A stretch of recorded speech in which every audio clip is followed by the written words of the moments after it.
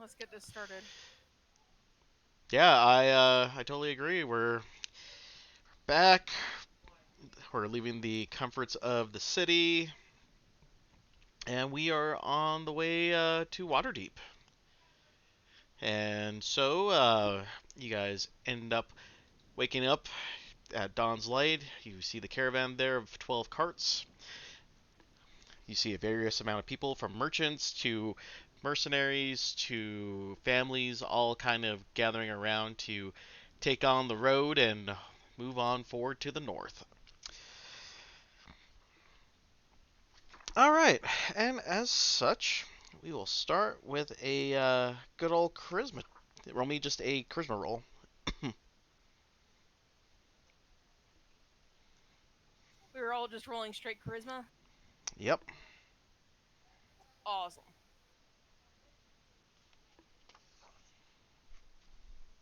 Yeah, that's gonna be a I should 3 for me. I should probably pull up my character sheet.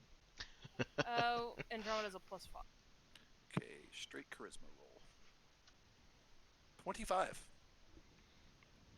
Andromeda got a 15. Okay.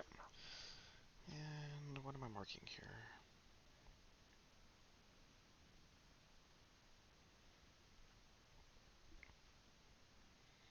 So how bad did I screw us over with my 3? Oh, you're not screwing it. Charisma. Yeah, you're not screwing everyone over. You're fine. Oh, it's being slow. He's slow.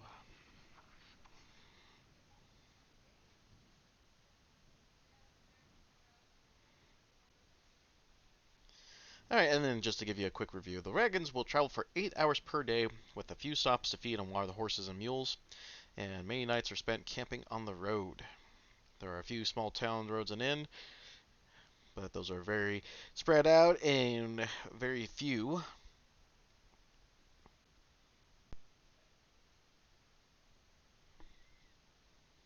And looks like your dice still rolling.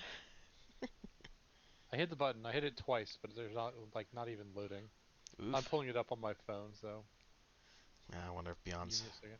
Beyond's having a panic attack today. I don't know. My computer is being like pretty borked. Maybe it's partially our internet too. All right. My phone's still like taking forever to load.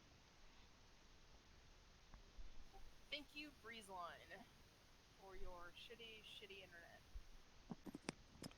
I don't even know who that is, so that says Yeah, a lot. it does. I don't know. They recently took over our internet and they suck. Is that your only option? Yeah, because we get our internet through our apartment complex, so we have no Yeah. fucking choice. Oh, yeah, I remember. You told me about that. Oh, gotta love those built-in arrangements.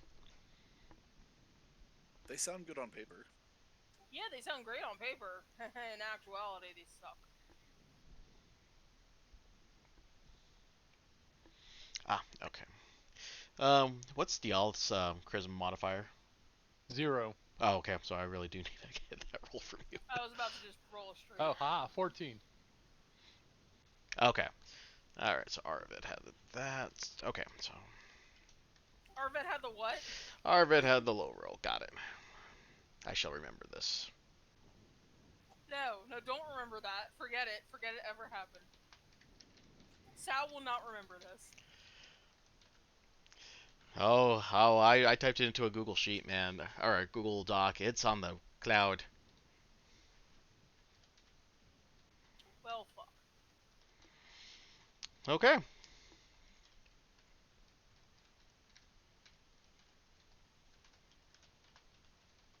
Okay. Alrighty. So I will. So first day, no problems. You guys are making it on your road. You end up getting through the first day without any incidences because there's So, not. Oh yeah, go ahead. just to confirm, like we know that there are dragon people like in this caravan. Like how many people are in the caravan? You said there are 8 carts. Mm-hmm. So let's see here. We'll say about 60 people. are there people that we can in some way like infer our quarry? I would hope. Yeah, I mean that's part of the deal here is you guys are trying to, you know, keep an eye on potential member of the cultists that are, taking or that are pretty much are trying to be incognito about this. So you guys, yeah, are trying to discern who among the group is the cultists.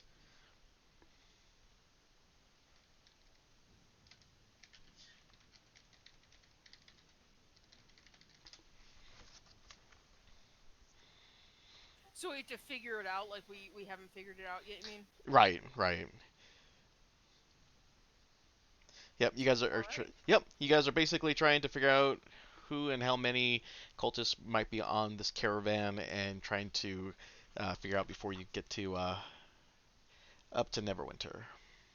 Are there any people in the caravan who seem to be part of a like? Okay, who is traveling in this caravan? Are there like multiple merchants, or most of them like part of like the same merchant group, or? Oh, you have merchants aplenty. You have merchants that are carrying chests of fine jewelry to take up to, exhibits up north. You have quite a few folks that are carrying just your vegetables and other goods to sell at the farmers market in the nearby towns.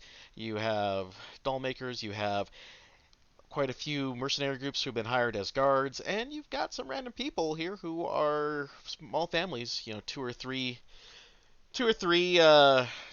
families, probably family size of 4 to 6 people.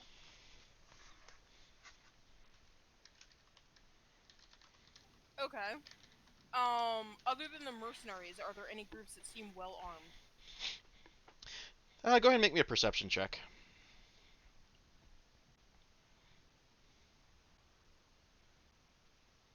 11.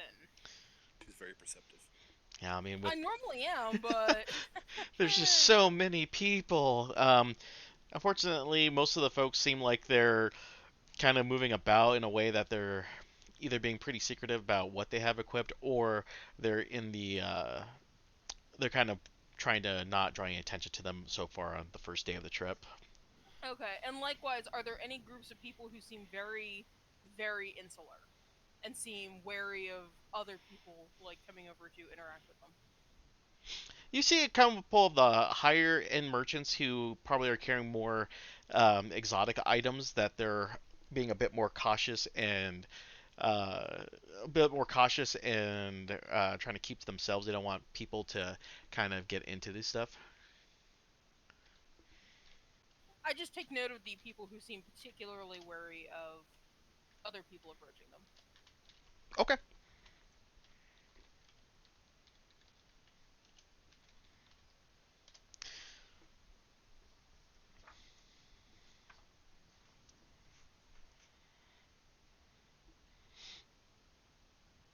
Oh, actually, this seems a little bit like this would be a little too easy, but none of these people are wearing the um dragon cult talismans that we have looted from various people, are they? Nah, they wouldn't be so bold to wear their stuff. They're not too bold to wear that, just right outside a major city like Okay. that. I'm just making sure. You never know. There might be like that one idiot who just forgets. But okay. Speaking of, we have four of them, so if we need to blend in, I mean, do we want to hand them out to everyone? If they're not wearing them, I don't think we want to just be like parading around. Well, I don't want to parade it around, but in case, you think you found someone who is one of them, Oh, I see where you're going with that. Okay, you then could, yeah, like, that's flash probably the not a terrible talisman and be idea. like, hey, brother, I am one of you. Hail Hydra.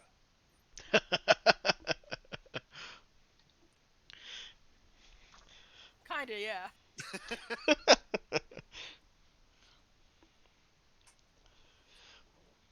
Okay. So we're trying to suss out who might be Yeah. dragon people. And do we have anything else to go on, or do we like? Is this just a role playing bit where we're like investigating things, trying to figure things out? Yeah, it's more of a role playing detective style situation that you're in right now. You're trying to use different as different things happen on your trip. You're using that information to try to figure out who may be part of the cult of the dragon. Well, I want Okay. to poke around for anybody that looks like they're acting suspicious and or shady. I guess so. I'll watch out for that. Okay. Pretty much on the There's first this day. Oh, good. there's this owlin lady behind you who seems to be like look scoping people out. She seems kind of suspicious. What else is new? I would respond to that, but I am trying to remember. Oh, right. I take offense to that, but it's fairly accurate. What's the name of the dude who we're running around with? The guy who hired us. Guy who hired us. Which one? Because we've spoken to a whole bunch of them. The Solstig. really tall guy. Froome or The really tall guy. really tall guy? Solstig the pole. Solstig. Solstig the pole. Sorry. That's right, brother. Solstig the pole. Is it Pole? Yeah. Okay. I think it's like a nickname. Yeah, it's a nickname. Well, I figured, but like I wanted to make sure that I was spelling it right. You never know; it might be something like a play on words or something. Might be figurative. Might be literal. Maybe he got like kidnapped and isekai'd and was actually from Poland, so he's a Pole. Or he was an Mm. isekai like 6 foot long piece of wood. And now we're switching to Pathfinder 2e because they're the only thing I think that Compass is a Eastern theme. I don't know. I don't know. What's going on. Anyway, anything else on day one? I don't think so. Okay, so you guys make it through. Since there are quite a few different merchant groups, they only ask that one of you take a watch, and the rest of you can get a full night's sleep. I'll take the first watch. I've got excellent night vision and all that. So in general, are like, I guess in this, they only want one person keeping watch. Period. Right, because there are several mercenary groups, so they don't need everyone to stand watch. They're only asking for, one per mercenary group to kind of take a watch for, one section of it. That way they're not. Is it just like per day or just Yeah, okay? yeah, just one person per day to keep watch over everything. There's enough guards to kind of stretch out to where they don't need to have everyone keep watch overnight. They want to try to keep people as healthy and rested as possible since they don't want to take longer stops than needed. All right. So yeah, I'll gladly do it. It's no problem.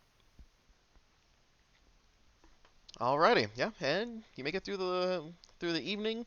Arvid, go ahead and roll me a perception check. Sure. Hopefully, it's better than my last one. Can I guidance myself? Sure. Just constantly like guiding, like casting guidance on Yes, yourself. I am practicing by casting guidance on myself, then polishing a dagger for 59 seconds, and then casting it again. uh, 17. Okay. You see a tabaxi kind of shuffling around and talking to a couple of its guards, and in a very hushed tone that you're not able to hear, um, point to an item in the chest and sorry, pointing to a chest item inside of their wagon and kind of giving them the tabaxi's kind of giving their guards kind of one of those disciplinary type tones as far as you can tell, but it's trying to not raise a whole lot of attention to himself and trying to keep as hushed as possible. Just out of curiosity, you said that we're spaced out among other people, like keeping watch. Hmm. How far is like the next uh night watchman? About The 15. next sentinel. They're about 15 to 20 feet apart from each other. So they would notice if I left my post. Yeah. Okay. Um, and where is everyone else sleeping while I'm here? That's a good question. Probably around the wagon. So are we like assigned to a certain wagon that Yeah, there's a couple of ones that for the small families that you're guarding. There's two family of fours that you're kind of obligated to, not obligated, but assigned to guard as you guys travel. all right, so I'm probably like bunked up like close by it, but while all this watching stuff is happening, I probably have my a book out and am uh writing in it.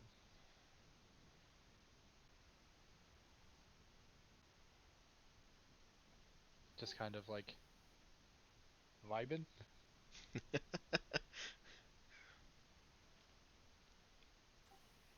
I'm debating if I want to try and go and investigate or not. Since I'm assuming they're quite far away. If I'm on the outskirts keeping watch. Yeah, they're about 30 feet from you. Yeah, throwing something at them to wake them up or get their attention would call attention to me. Um, What are you trying to? I just wanted to see what the tabaxi was being so secretive about, but it's whatever. I can't do much about it.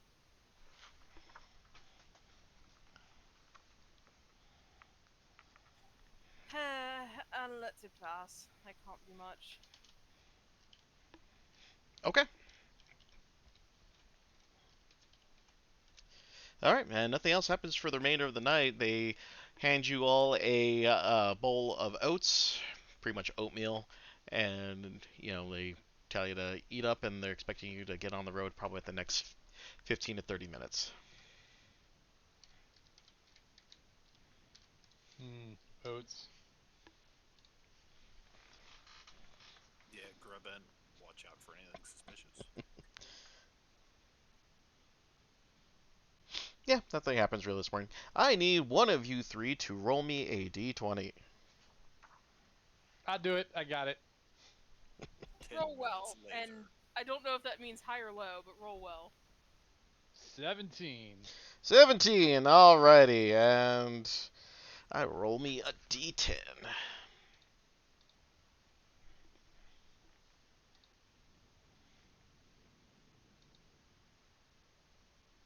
Okay, let's do this.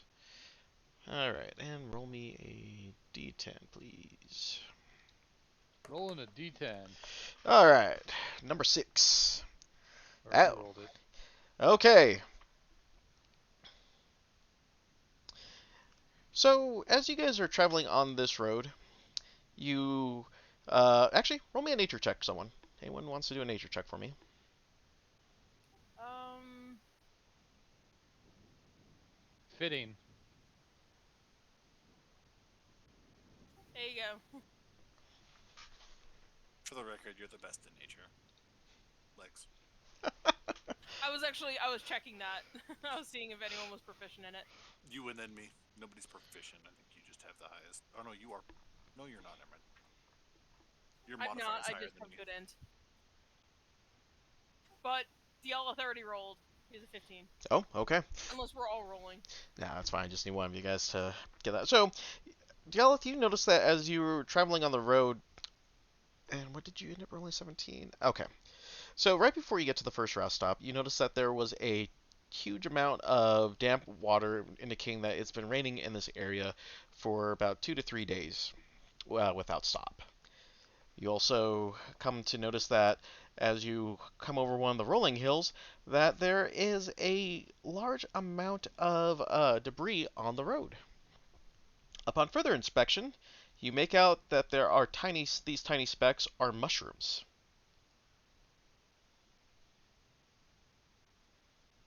So there are mushrooms on. On the roll in the hills right across from the first checkpoint would be. How, like, what is my position in, like, the caravan? You're at the head of it today. I'll point it out to the people around me, I guess. Okay. Yeah, they cult the caravan, and Solsteg's like, inspect it if you wouldn't mind, Yolith. I mean, sure, I can go and inspect it. Sure, my friends and I will go and take a look, and we'll go, or I'll go head in. Okay. As you get closer to the fungus, you happen to notice that these are growing at a pretty quick rate, as they're kind of just, for the lack of a better sense, if you want to vision it, you know how you ever watch one of those stop motion videos of like fungus on the documentaries? Like they'll show you like a week's worth of time of how a spore ends up evolving. Time elapse. Yeah, time lapse. There we go. That's what I was looking for. Uh, except it's not actually a time lapse. It's in real time. This looks like this could be problematic.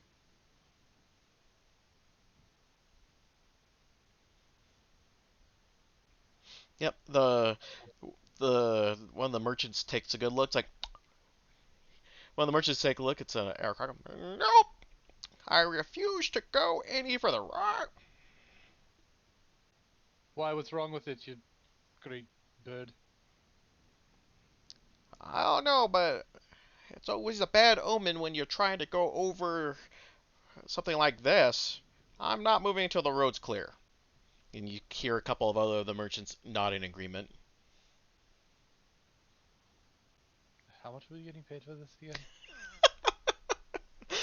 Every 10 days, what was that, 100? Let's see here. Was it like 10 gold for Dialith and like 5 gold for the rest of us or something? 10 gold for Diala, 2 for Nibu and Arvid, and 5 for Andromeda. Wait, it was how much? Uh, Did you say two? no, no, no. I 10 for Dialith, 8 for Arvid, and 8 for Nemu, and then 5 for Androm. Andromeda Okay. for every 10 day. Yep. Don't think we're getting paid enough. All right, so what do we see in front of us? Like,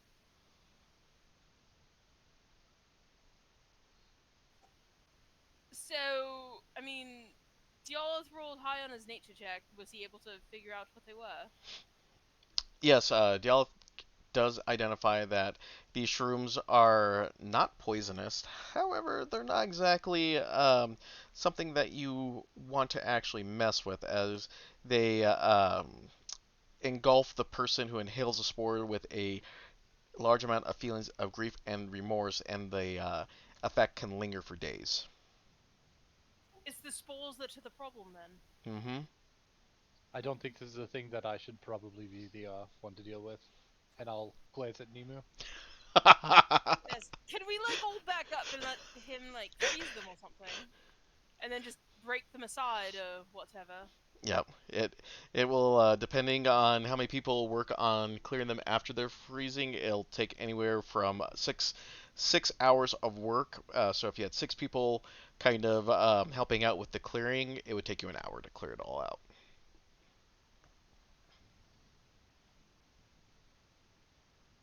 Okay, well, Well, there's an entire group of people here. I don't think 4 people slaving over this is exactly an efficient method. So, if I freeze them, can we get assistance? yeah, we will try and get assistance from the other mercenary groups that are in the We're literally in a group of what, 60 people? Yeah. So, and there are other mercenary groups that were hired for bodyguarding. Yep. yes. So let's just recruit everyone that we can, and maybe we can get it done in 30 minutes after they're all frozen and the spores aren't going to be a problem. Just in case, maybe like wrap some, cloth around your nose or something. Whatever that fleshy thing is on your face. You literally have the same thing I have. No, I think Not she's you. I was referring to everybody else. Oh, Them I and thought their you were talking to me about like freezing and covering my nose, and I was like, Oh no, not you. I meant the people who are going to help clear out the road. With their fleshy beaks and all. yes, pathetic flesh beaks. And hooves. Flesh beaks and hooves. Not even here to make fun of her. Still making fun of her. all Uh, right. all right. So I So need you guys to make a charisma check to see if you can persuade a couple of the other uh, guys to help with the labor of clearing this out. Pure Otherwise, they're charisma just gonna check. be sitting fucking around. Like, okay, Yeah, they would. Okay. my dice are like loaded today. 12. Because fuck my dice. You said pure charisma. Persuasion is fine.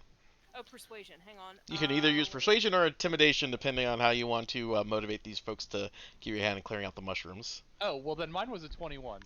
I'm also giving drama guidance. Oh God, I cannot roll above a The 10. 12 was with guidance. I rolled a 1 on my guidance. I rolled a 4 on my persuasion. I have a +7 modifier. She got a 22, and Diallo said he got a 21 with intimidation. Yes, I got a 21 with intimidation. So I'm See- going up to some big ass motherfucker. Yeah, look, friend, we're going to have to clear these things out of the way, otherwise you're going to be sitting around not doing anything for quite a while. So, since you want to get your job done, I suggest you and your friends help us.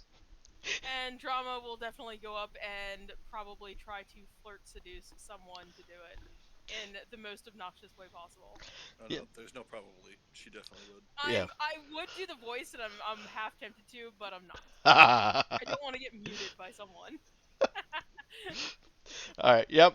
Those higher enough rolls, you guys are able to, you know, do a whole flash freeze of these spores and get them out of the roadway. Um, Folks are able to keep moving the ox and the horse and the mules along on the road without having them freak out.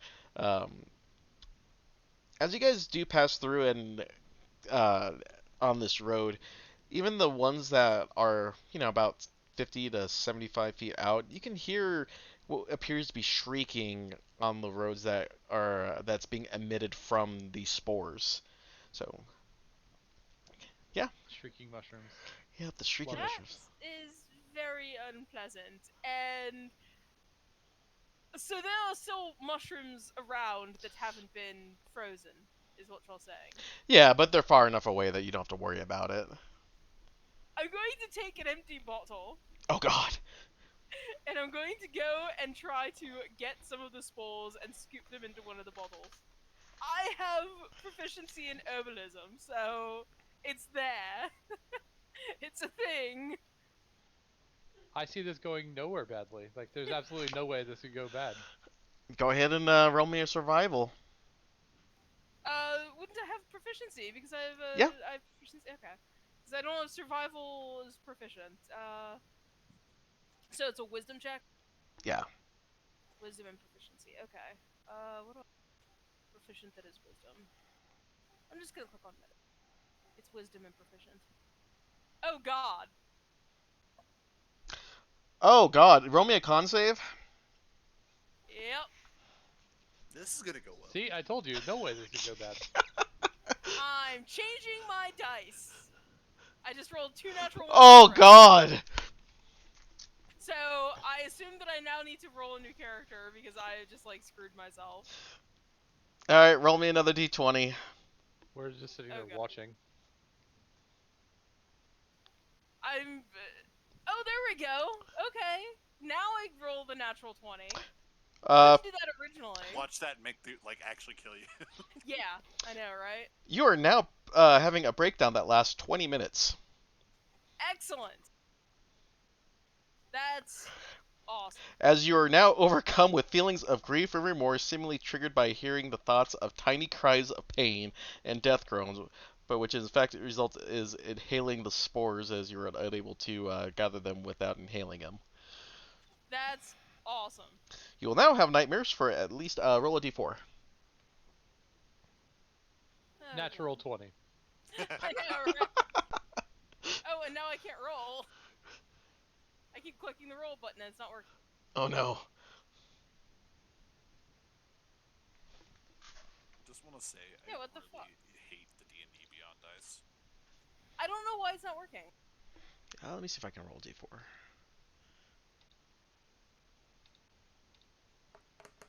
One night. You'll have nightmares for one night. Okay.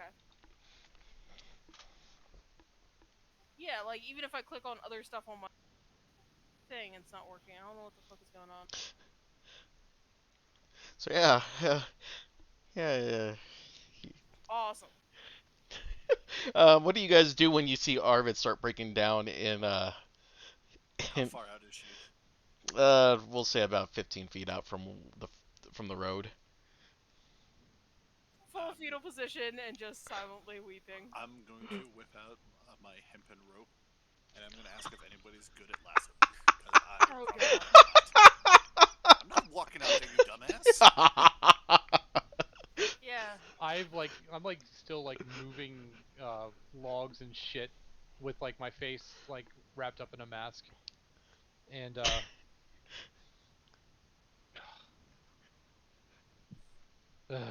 I'll just drop the Oh, log I can finally roll again? Maybe? Yeah. and I will Yeah, I can. Okay. grab the lasso begrudgingly from Nemu's hands, and I guess I'll try and lasso fucking Araved, see if I can pull her in. I will smack you on the back with my wing and be like, "You got this, bro." And you now have guidance.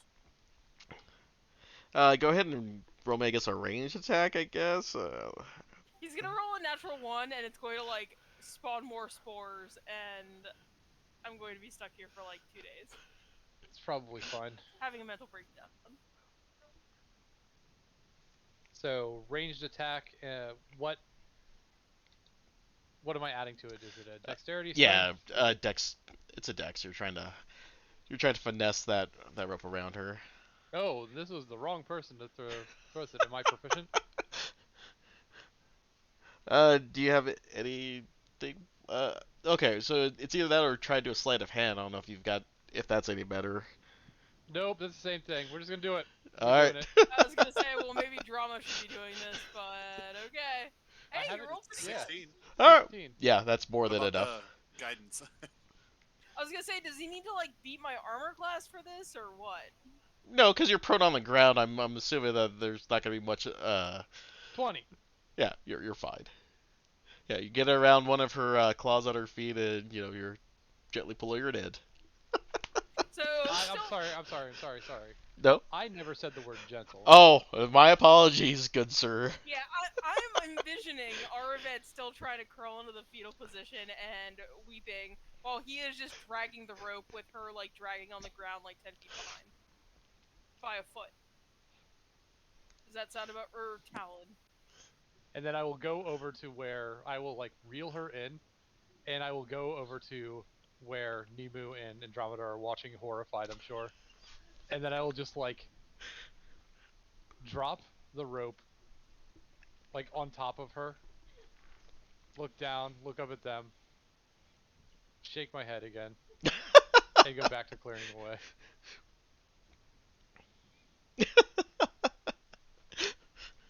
I didn't think that was something I could do, so sorry, I guess.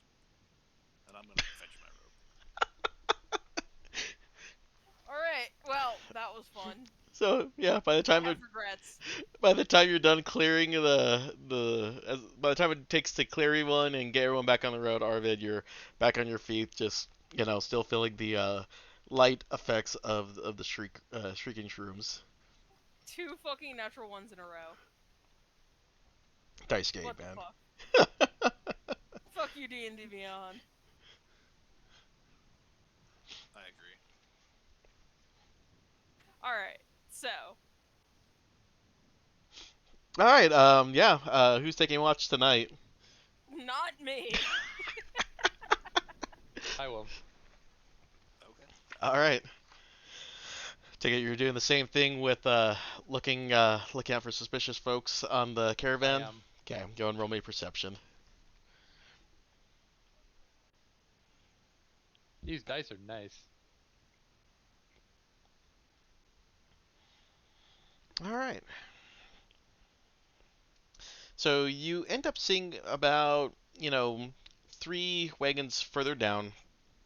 You end up seeing an elf with a piece of parchment in a slightly threatening manner, but in a very hushed tone, to what appears to be a water genasi having a small dispute, and you can kind of tell that the water genasi is a bit frightened about the tones that the elf is getting. The elf is giving them.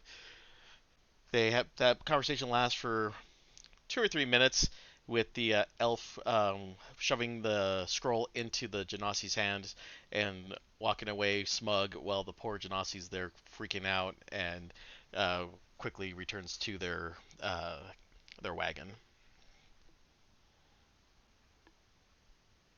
So the elf, like, is intimidating slash.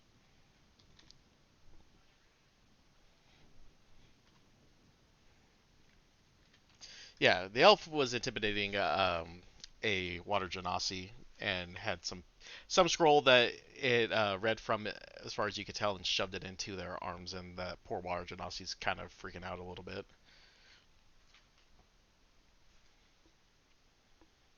Water Genasi, male or female? Female. It's a lady. And what the elf, where did the elf go? The elf moved a little bit further towards the front of the caravan. One of the more more luxurious ones that probably has some nice cushions inside and probably made of velvet on the interior. Would it be possible to move over to where the Genasi is? Uh, Go ahead and if you'd like, you could roll a stealth to try to move without being noticed that you're leaving your post. I mean, Okay. how posted up are we? I mean, like, They it's a big ass group of people. sure. He said the previous night they were like 15 feet apart. Yeah, you guys are about 15, 20 feet apart. That's why I didn't investigate the tabaxi thing.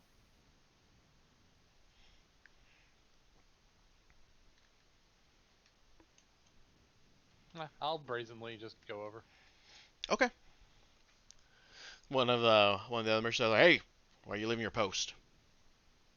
I'm not leaving my post. I'm keeping an eye on everything still. I've just want to go talk to my friend over here.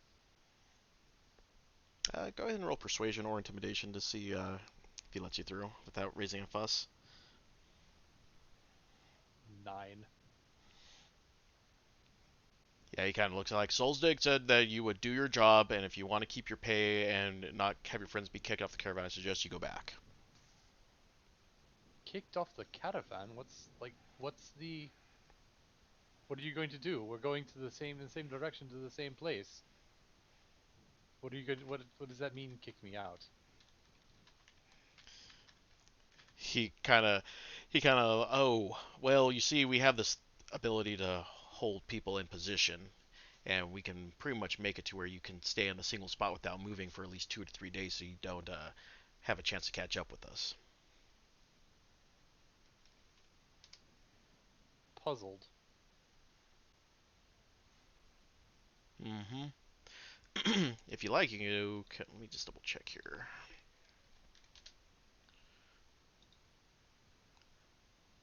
Oh, come on, Danny Beyond. If you like, you can do a hold Arcana check.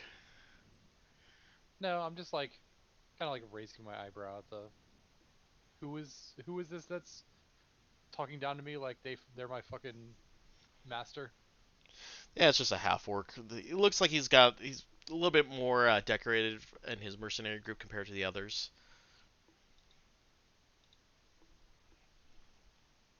Okay. All right, I will go back and put my toes back in line, and I'll give him a hearty salute, Yeah, fair enough. and I will go and sit down. Yeah. Outside of that, nothing happens for the remainder of the evening. Okay. All right, and we're back to it.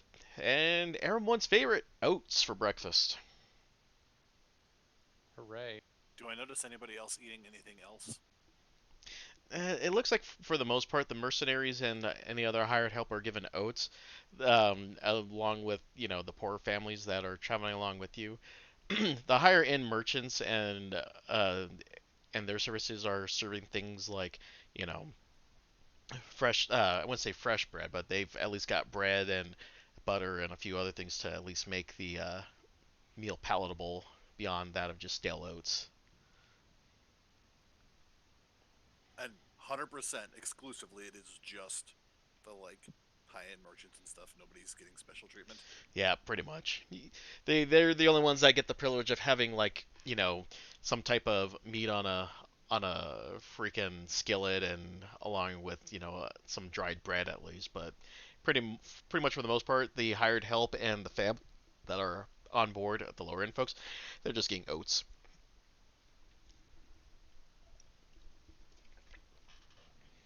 Okay. Um, is what it is. All right. Anything else before we set off again?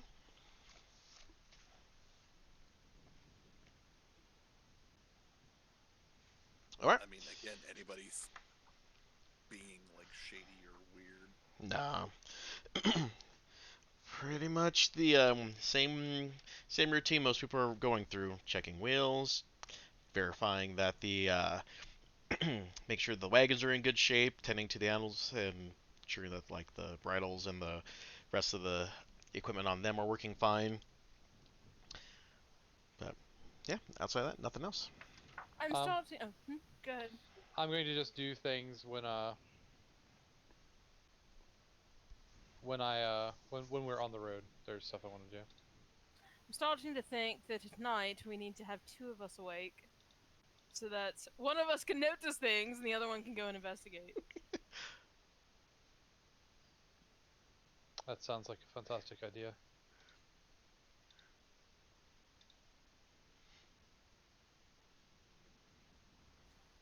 All right. So on the road again. On the road again. All right, go ahead and roll me a d20, someone. Not my turn. I will do it. If my dice work, they're working. And I wasted my natural 20 on that. Oh, okay. Cool. Let's go ahead and have two people each roll me a single d12. D12. Okay, I'll roll them. Okay. Yay. 11. 6. Let's go ahead and do. Is this gonna end terribly because we both rolled high this time? Probably. Yeah, we'll save that one for later. Ah, okay.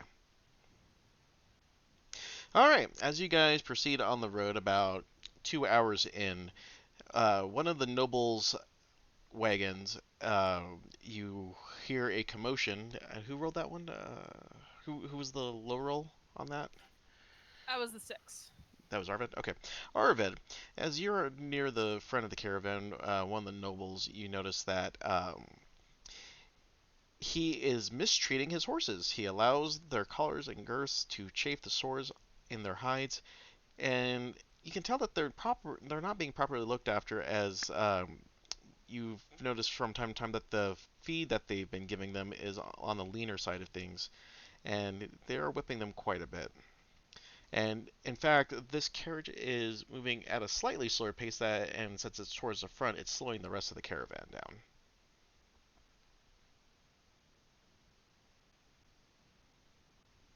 Who is the person who is in charge of the actual caravan?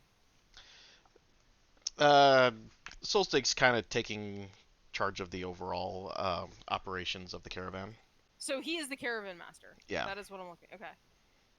Um, I will go up to him and be like, boss, what do we do if someone is sort of intentionally slowing down the caravan?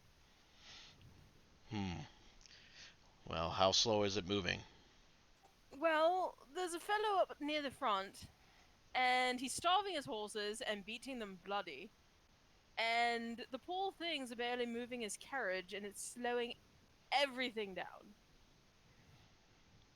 Hmm. All right. Let him know that he needs to get the wagon moving at a faster pace, or he needs to pull off to the side, let the rest of the caravan move ahead of him. You got it, boss. and I'm gonna send Nemu because he is more charismatic and is less likely to fuck this up. So, Nemu, would you mind coming with me to speak with some haughty nobleman who's mistreated horses and slowing everything down? Sure. As you do you guys still are you guys riding your horses on the road, or are you guys just walking?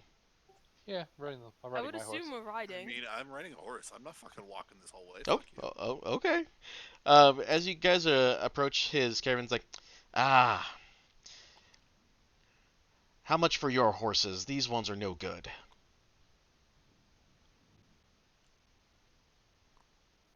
Why are they no good? As you can see, they're slow and don't respond to commands. They're slow and dumb. I've had quite enough of being aggravated by this slug's pace. Do I notice anything off about them? Just like looking at a glance. At the noble? No, the horses. Oh, well, you notice that the horses are in pretty shitty condition. Well, sir, not to be mean, but it doesn't look like you take very good care of them. Have you perhaps tried feeding them and tending to their wounds? Bah, I don't have time for this. And he shrugs over. He shrugs over two of his bodyguards. A man that looks like he's in, chainmail with the spear, and another fellow that looks like he's in robes with a book next to him. He's like, "Apologies. We're trying to do our best, but our contractor here, he has no idea how long the journey is, and as much as we have tried to guide his particular attitude on this long journey, he pretty much discards anything we have to say. Are you Well, sure you don't want to part with your horses in exchange for these ones? At least it'll solve the issue for today, at least." no. I'm not going to hand over perfectly healthy horses to somebody that doesn't take care of theirs. That's a terrible idea.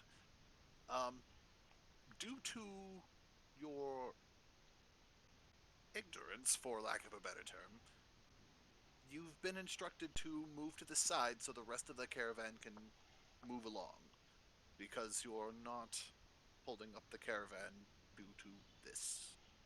I do suggest that you feed them more, though. That is, if you can't be bothered to do that, then you should probably pay somebody else to do it. The noble Also, scoffs at there's that. sort of losing a lot of blood and there's sort of festering wounds on them that's going to slow them down quite a lot. You should probably get that seen to. I mean, the other alternative is you could wear the harness and pull the cart, You and he then you won't have the time to eat or tend to your wounds and see how it feels. Oof, yeah, he gives you like a hard stare, as if you just insulted his entire lineage. I don't care. We could probably get his entire lineage to try and pull the cart too.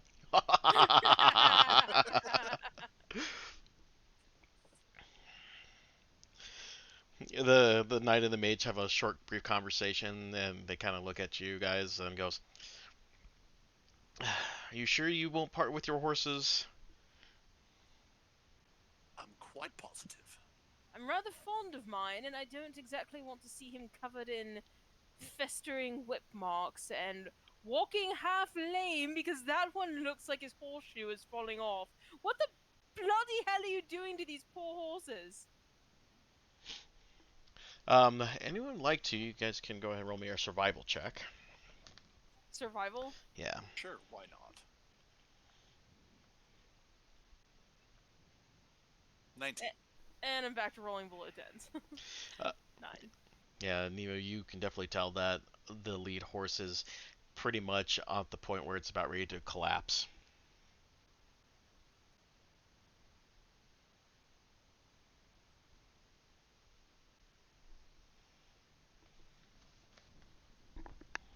Um, okay, how many horses are there? There's four.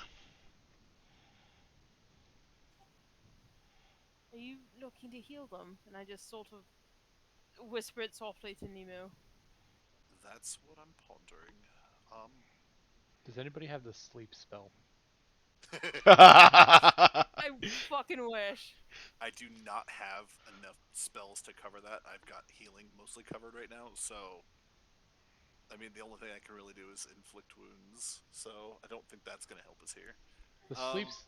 I could This. I could heal them, but I mean, it's not going to do much good with them not treating them well, and it's not going to make up for them starving the poor beasts. And I no, mean, it's not, but it is going to be at least something to help the horses because I'm not very happy with that. Um, sort of not myself, to be honest. I was half tempted to sneak over tonight and just free the poor things. that is plausible, but they have to make it that far. Um, how about I heal them for now, and we can try to address this not in front of them. I'll. You said there are four horses. Yeah. Yeah. All right, don't waste all your magic. I can heal three of them. Okay.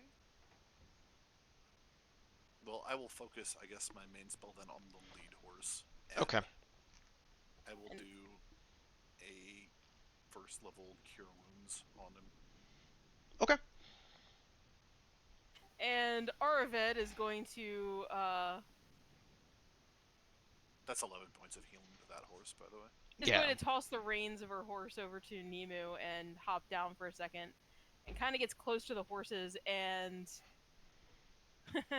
um reaches out like she is going to punch them, but instead it's a single like clawed talon bent in so that it's not pokey and sharp, and she hits a few spots on their like musculature, and for some reason it magically closes their wounds. I don't know how that works. I'm using I'm using what is it called? Is it hand of healing? Oh. Yes, Punching hand for of healing. life! I am punching them back to full health,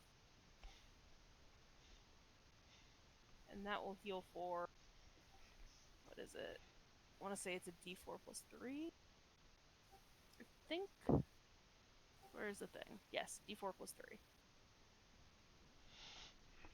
Okay. Yeah, it's enough to at least stop the bleeding and give the horses a much needed So recharge, six. so they can at least continue on for the rest of the day with dealing with the lingering issues. And Now, hopefully we don't have to fight anything because I used all my key points until we take a rest. Short rest. alright, we've patched them together for now. You need to take care of your horses. And I'm Before going to, like, straight up, this is intimidating. Like, if I have to, I will, like, fucking stand up on my horse. But, like, I'm straight up, like, telling this guy he needs to take care of this shit. And most of all, you need to feed them.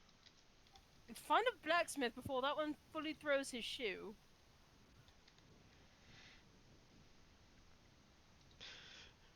The both the both of the bodyguards thank you and um, goes, we'll try our best.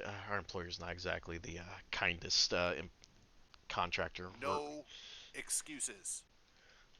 If you are in the care of these horses, you need to be taking care of them. Your bodyguards. That doesn't mean that you're fighting things 24/7. Like, my voice has noticeably dropped too, by the way. I don't know how good I'm actually doing with, like, uh, intention. Go ahead and roll me an intimidation. 22. Yeah, you pretty much they got the message in a way. It's like, yeah, this is our fault too. So they're you can tell that they're going to do slightly better at not letting the conditions of the horses get this bad again.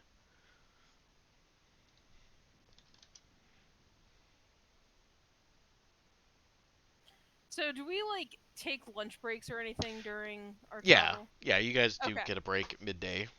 So would it account as a short rest? Yeah. Okay, good. I just want to make sure I'm getting my key points back.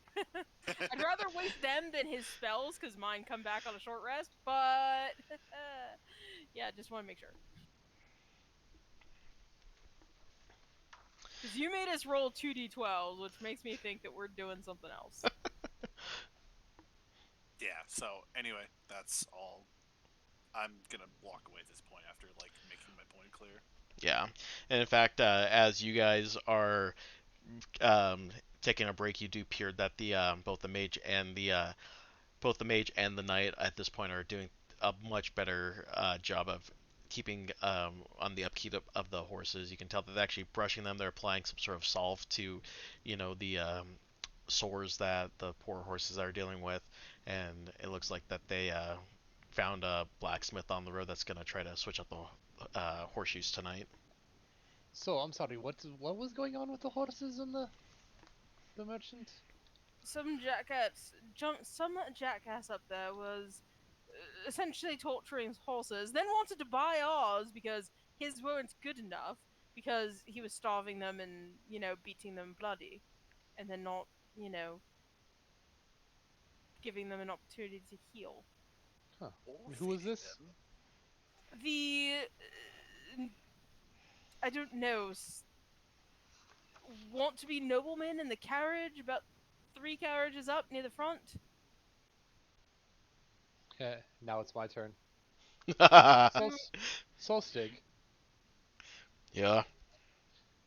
the gentleman who we're talking about, the one whose carriage is holding up the whole thing, was who is that? What's his deal? Oh, that's a lie. He comes through the road time to time. He's a man that hauls scented cooking oil and perfumes from Amn. He makes a pretty hefty profits from the aristocrats and dainties up in Waterdeep. Is there anything we can do to keep him more, in line with the rest of us? Unfortunately, not. He pays a higher premium to be at the front of the wagon. Not the absolute front, but at least higher enough to where if something happens, he can always break away without having to worry about a mob chasing him. I see. Those also, while I've got you, what can you tell me about this half-orc fellow who was keeping watch last night? Aurelius? Oh, not much. He comes on these caravans time to time to work as a security guard on these things. Pretty pleasant guy for the most part, as long as you don't get on his bad side. He just seemed to, while I was keeping watch, I saw something that interested me and I wanted to go and investigate it. But apparently, while I was keeping watch, stepping 5 feet out of line was enough to get my livelihood threatened. Oh, Is that a thing? he's particular about the rules. Apparently, on the one of the caravans I wasn't a part of, someone decided to skip their guard duty and ended up losing 2 wagons to a couple of direwolf packs. It was not a pretty sight.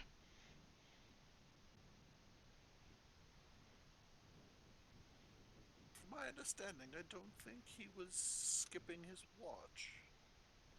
From the sounds of it, he was looking to investigate a small disturbance in the camp.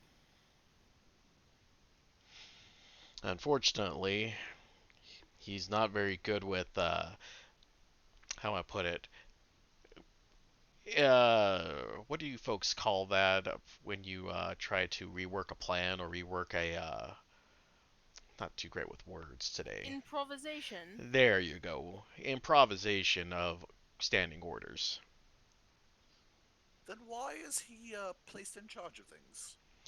His results. Outside of that one incident, he's pretty much has had 8 out of 10 caravans go without losing a single wagon, and that's pretty impressive on a dangerous road like this. So where does this authority, or even perception of authority, come from? He just feels like he is in charge of the people who are tasked with watching the caravan. Aurelius is one of those folks that basically has it to where if you're on guard with him, you're one of his guys. And though we don't have any strict military command, everyone has the agreement that they'll do their job to a T. And he takes that pretty much for what it's worth. Then what's the point of watching for something if you're not gonna check things out if they're weird? He kind of asked Dialith, Was there actually any commotion that would have upset the entirety of the camp last night? Nothing so dramatic, I don't think. Now, Aurelius probably thought of it as a non-issue and decided to keep watch for one that could be.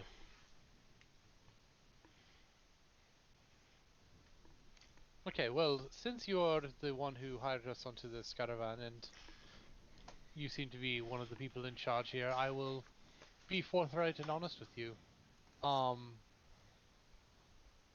on the nights where I'm not on watch, and I may perhaps lessen my volunteering the watch on the rotation, but I will be on watch on my own. Will that be a problem? No, as long as you're not assigned to a particular part of the caravan, what you do during your evenings is up to you. I just expect you to be able to do your job during the daytime, so don't get yourself too tired. That sounds perfect.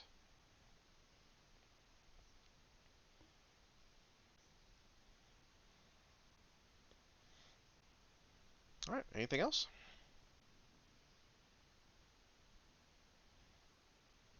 Okay. I believe that's it. All right, after your guys' short break for a midday meal and to give time for the Short horses. rest. Yep, you guys get a short rest. The horses have had enough time to get water, get some extra feed, get brushed down, and as soon as the hottest part of the day kind of moves along, you guys are able to travel again on the road. Ah, and we're off once more. Okay. Hey, we're almost done with day 2 of 40. Yeah, this is gonna We're take like almost 20 sessions. Right. we're almost 1/20th of the way through. Well, with this, I'll go ahead and skip us to day 5 essentially, because I was not expecting us to roll this well today. So, all right. As you guys make your way, according to the maps that you have seen, the tradeway skirts around and between the huge Trollbark and Misty Forest, and it passes through many other small forests that don't quite appear on the large scale maps. When the caravan is passing through one of these wooded regions, you guys take a bit of a notice that the woods themselves are a bit quiet. There's not too much chirping of birds or the sounds of too many insects. Solstad kind of goes to you and it's like, y'all, you and your crew, would you mind investigating that? Something feels off about that.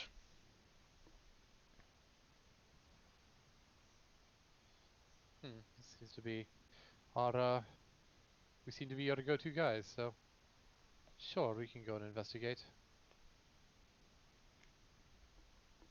All right. Go ahead and roll me survival checks as you guys check out the forest.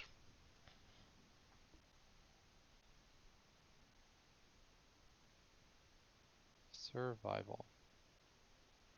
Six or sorry, 20.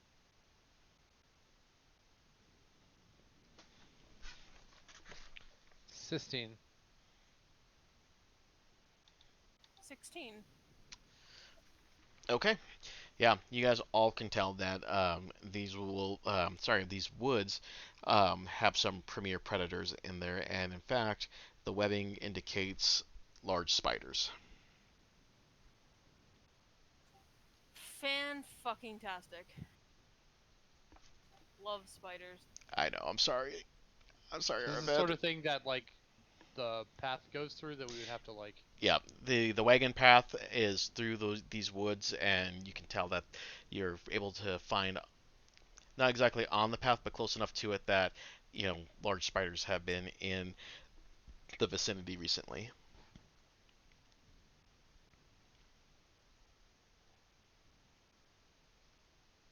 So I'll report back to Solsteg that, hey, there'll be spiders here. Oh hell. Okay. Uh, we're. Can you tell if they've been there recently? Yeah, they've been there recently, yes.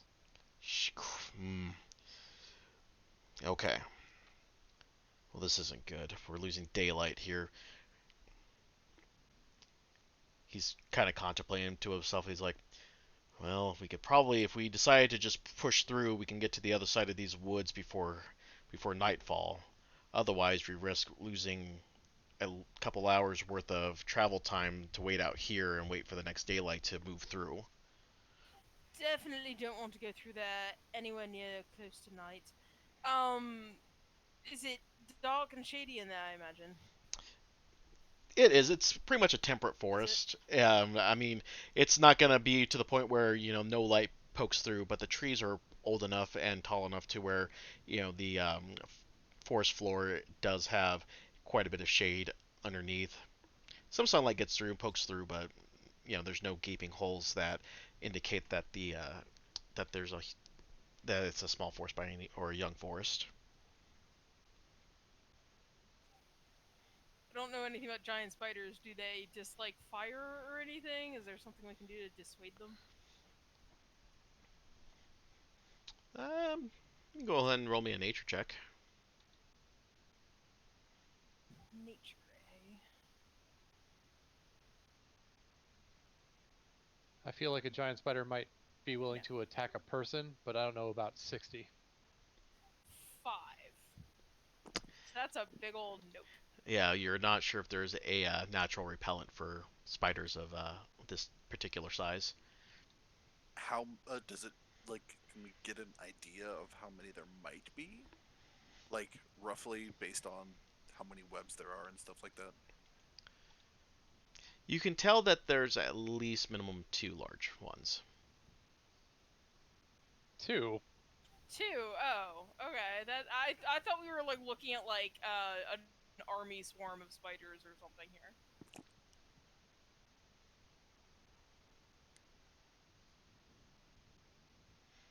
All right, so we could try to just move in and see if they attack the caravan, or we could send a group ahead and see if we can lure them out before we risk the non-combatants and the horses. I feel like we should take another group of mercenaries and just push in and dispatch this just as a contingency. I feel like we could probably handle it, but there's 60 people here. We should try to use what we've got.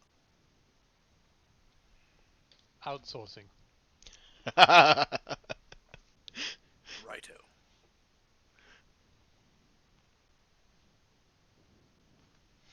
All right. So yeah, I mean, there's quite a bit of stuff in the caravan that, in terms of mercenaries that have come along, you have your traditional ranger types, knights, mages. As you have noticed with the whole horse incident, that there's at least a mage in the party with them. I So mean, I don't really give a shit. I'm just more with like a couple like extra hands. I'm not particular as to who it is, but I definitely want to find a ranger because we are not good in the great outdoors. None of us are particularly great at it, and I would like a tracker.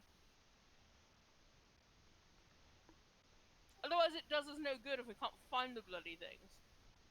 I'm not an expert, but I've got my experience tracking things in the woods. if there is an expert handy, that would be nice. But I'm not getting my hopes up.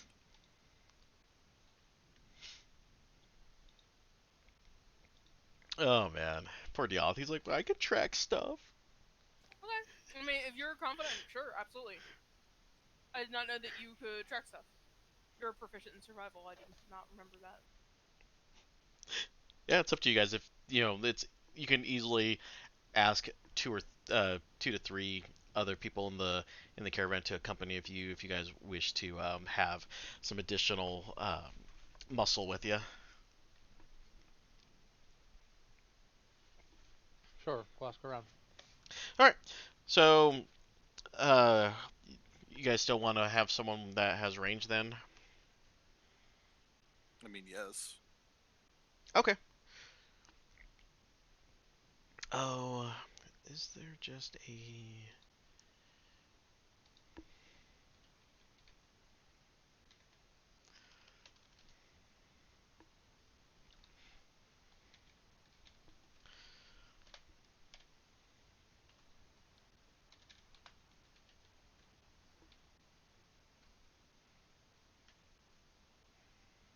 Okay.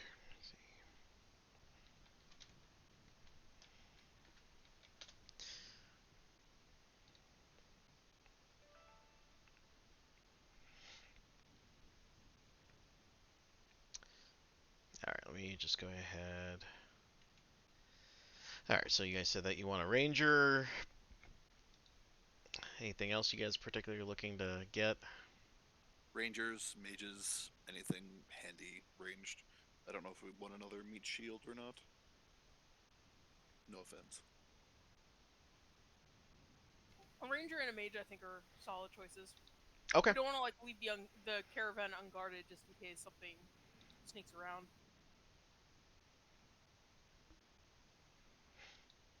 Okay. Yeah, you talked to, as you guys are trying to ask for a few hands to help sort out the situation, you do find a half elf ranger decides to step up. He's like, yeah, I don't like the idea of being ambushed by something like that, so I'll come with.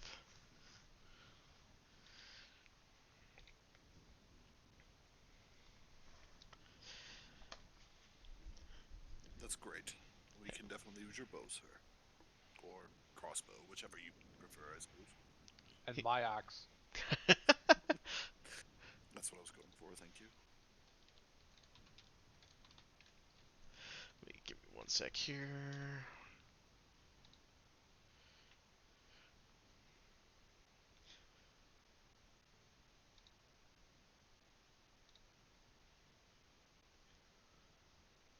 Yep, my name is Nilfinus. Been I can at least track some creatures in most woods, and I'm pretty handy with the bow. Can't say I've have too much. I've only been adventuring for only about 4 or 5 years, and mostly doing guard duties like this. Can you put that name in the thing? Yeah. Do campaign info. It's okay, we've only been doing this for weeks. What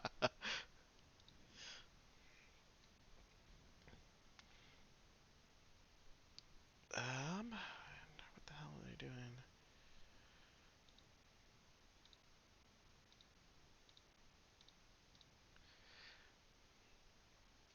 And what's Oh yeah, no, no, no.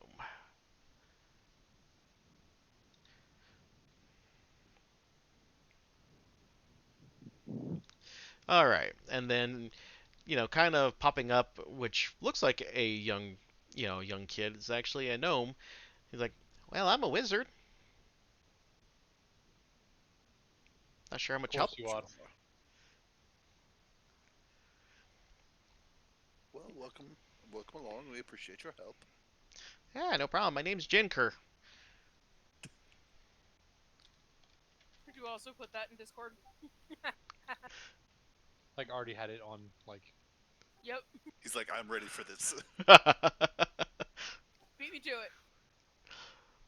Like I'm not exactly packing a lot of firepower, but I can at least sling a little bit of fire. I mean, a little bit's better than nothing. All right. The question is, do we just have generic tokens in this bag for gnome and a half elf? No, we.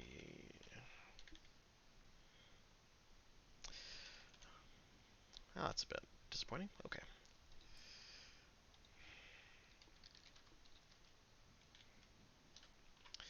To the interwebs real quick for a.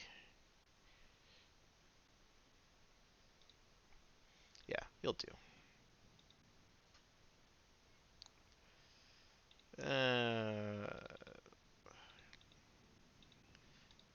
Can I just save as? Nope. I do not want it. Well, maybe I can do that. Can I save this other than an HTML file? No. Okay. Well, this site sucks, so back.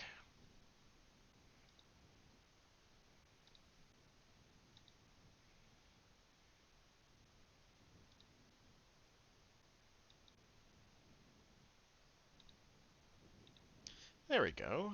Alright, so this is going to be Jinker. And I need a half-elf ranger. I feel bad because I was hoping for the fact that I didn't have to rely on freaking AI drawn stuff, but apparently it does a damn good job. Nilfaunus. Nilfaunus. Save.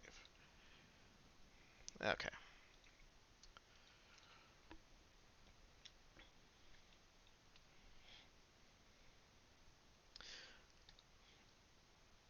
Okay.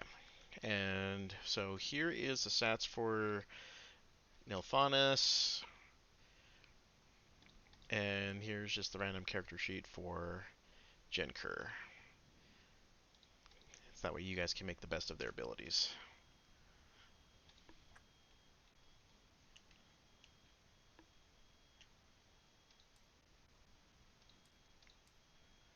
Okay.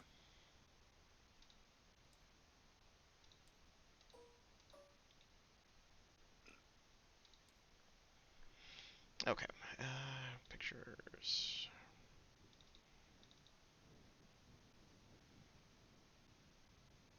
So Hunter Colossus Slayer. Look, man, I'm just trying to do. I just did a random No, generator. he's pretty badass. Not gonna lie. That is fucking gross, actually.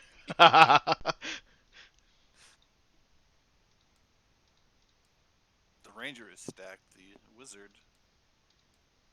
Yeah, the Ranger can attack with a +7 to hit and deals 2d8 plus 3 piercing damage. Like that's not bad. Can we permanently recruit him, please? Right? I don't know about permanently recruit, but I'm definitely like if this works out well, then we have made a friend. Isn't there a set of rules for followers that were recently added to I PvP? I believe so. Can we recruit him as a follower? I'll consider that if that's the case. I thought you said he could sling. Oh, I guess he's got firebolt. Never mind. Yeah, he literally can sling a little bit of fire in. All right. Hey, there's the sleep you were looking for. I know, right after the fact. He's an enchanter. hmm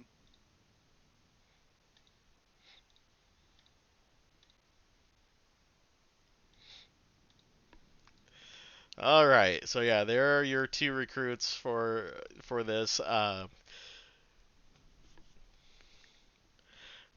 right. So you got your two volunteers to go with you into the woods and to go And out of the woods. yep, and out of the woods. Into the woods.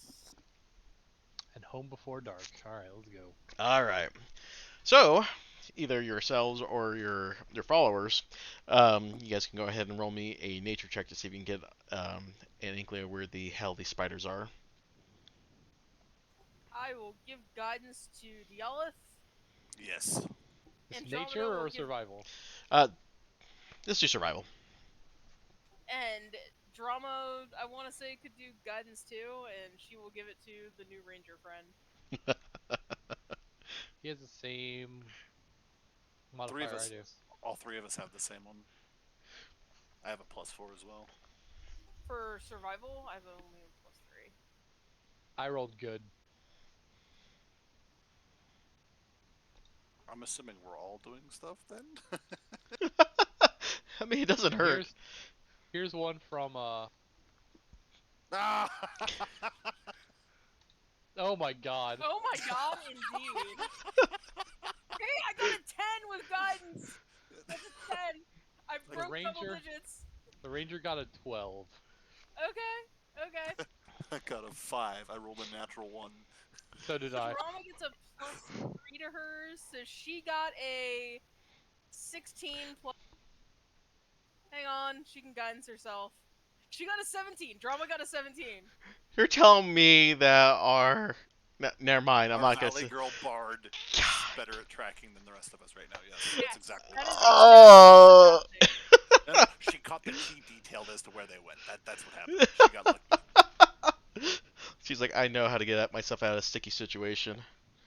Oh, no. No! I I quit. If I may, I say we feed her to the spiders as bait, and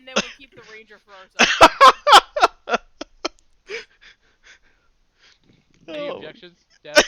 Yes. No. She is not objecting, so I'd I'm laugh hearing if she yes. like hopped into Discord as you said that. Oh my god. All right. Anyway, was that enough to find it? Yeah. You end up finding a small secluded area where there's a little bit more denser webbing, and you do see something in kind of like about 10 or 15 feet above in a larger web. So Do we go, get a visual or no? yeah. Go ahead and roll initiative while we're at it. Sir, yes, Rolling sir. initiative. It's been too many weeks without a On. combat. It's not so bad. Do you want to just roll Andromeda so it automatically shows up Yeah, I can do on the that. tracker since Are I'm. you guys rolling another two, or you need me to help with that? There we go. Oh, Um, damn, that auto roll. Okay, that works. Um, I can roll for one of them, or Luke seems to Okay, be. I'll roll for the mage since There I'm you go. or the wizard. So let's see. So I'll guess Okay. I'll take the The ranger. ranger, yeah. Since I'm doing drama, I guess. Uh, 10 for the wizard. okay. And for Nilfinas, he rolled a 5. Fantastic. Colossus Slayer be slaying.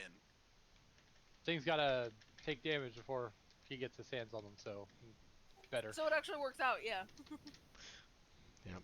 There will be no hold action here today. Okay. Let's go ahead and clone.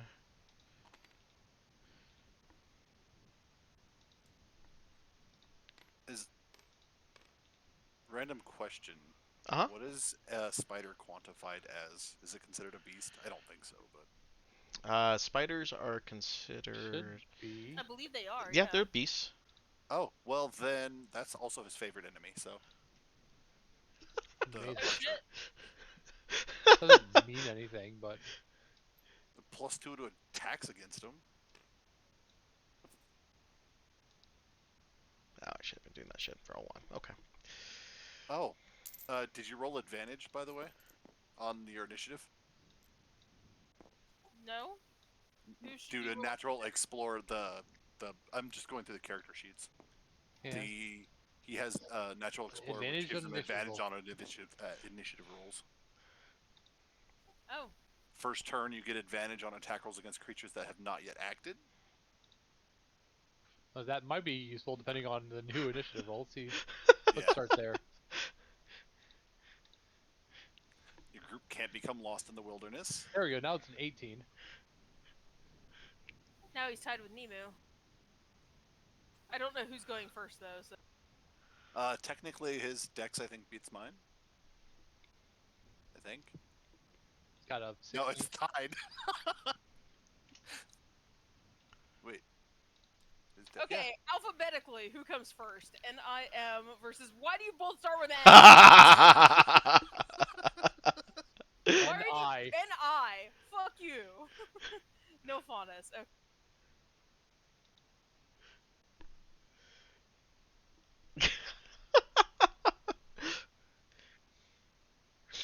What did drama roll? uh, a 16. Oh, a 16. Fuck. Okay. Yeah, she's above you.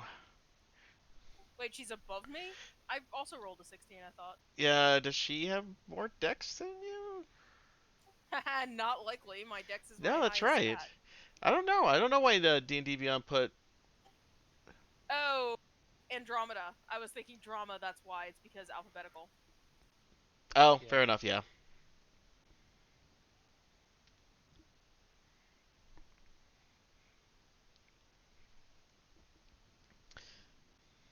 Okay, that's everyone. Oh, goddamn. Okay.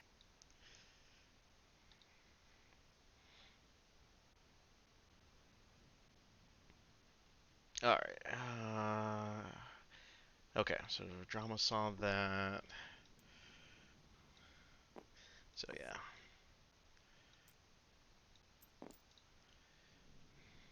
All right. So as you guys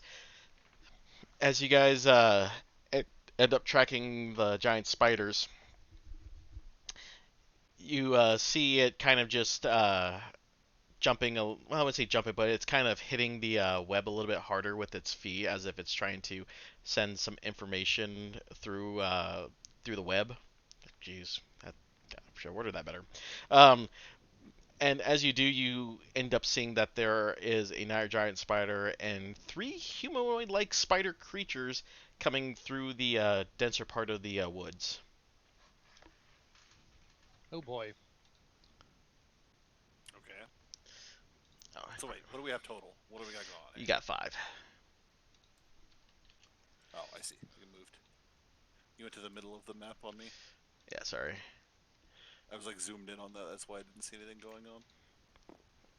So size-wise, what are these guys looking like? So the giant spiders are large creatures, and the ettercaps are medium. Okay. I'm gonna miss the grid then. And on top of that, this is not considered difficult terrain as there is no webbing on the actual floor of the forest. Um, so you guys don't have to worry about that. I will say that there are a few trees that are available for cover if you wish to. About every 10 feet, there's a sizable tree that you can get behind for full cover.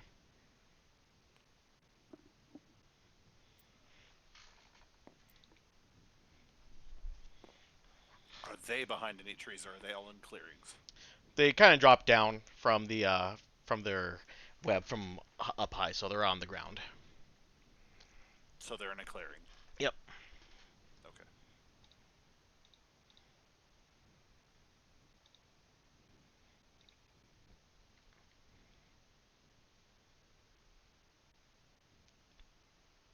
All right, so this kind of looks like our combat scenario. Yep, pretty much. And so are we starting straight out, or did we get the drop on them? No, you were able to find them, and neither one of you got the drop on each other. So we just Okay. So what's the turn order? I don't know Okay, what's going on at this. so turn order starts didn't- with Giant Spider B. Spider B Also, head. Oh yeah, go ahead. why am I in front? That does not make any sense. Oh yeah, position yourselves. I would not be charging face forward towards spiders. I don't know. I don't know.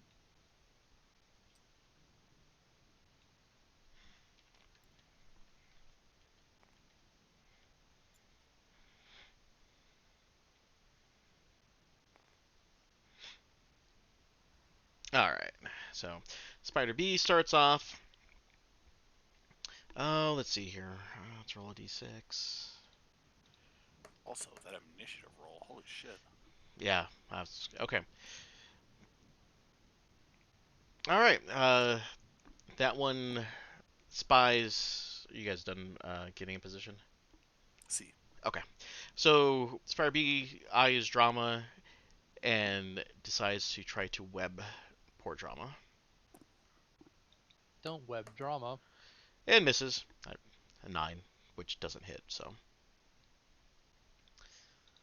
And 6 rounds. Okay, I highly doubt that we're going to last that long. But okay, Nemu, go ahead and start the party off. Alright, so let's see. Spider B was the one that did the thing. Yeah. So. Alright. Um.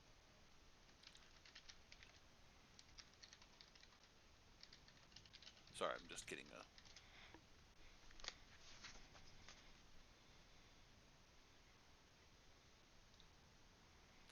So if I were to fly straight up.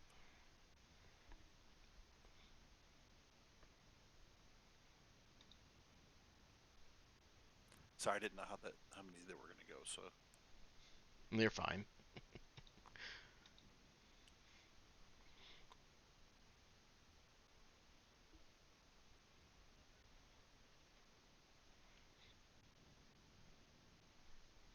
all right, I am going to fly pretty much straight up. Let's see, what is that? That's 30 feet. Are you in the air? Yeah, I'm going up in the air, like way up in the air, like roughly right there. Sorry. That works right there. We'll just. So I'm gonna go pretty much 30, 30 feet in the air right there. Listen Like to me having straight diagonal up. And I'm going to Rhymes Binding Ice, pointing it pretty much right in the middle of all of them. Okay. Enough that it doesn't hit us, but all of them. So straight cone down. Cone down. Okay. What's the save? Con 15. Con. Okay. Spider B saves. Ettercap A succeeds. Spider A fails. Ettercap C succeeds. And B succeeds. So only Giant Spider A fails. Yeah, that works. Um, so everybody else takes half damage from this, and the one that fails takes full and is frozen in place. who failed. A. So 12 points to or 12 points to the one that failed, and 6 to the others that didn't. And then A is frozen. Okay.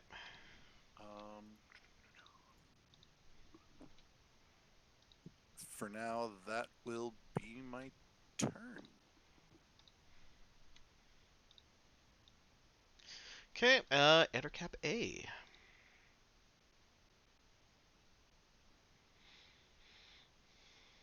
After. Alright. Ettercap A. 6. Alright. Ettercap A, after getting slightly chilled, is going to try to web Nibu.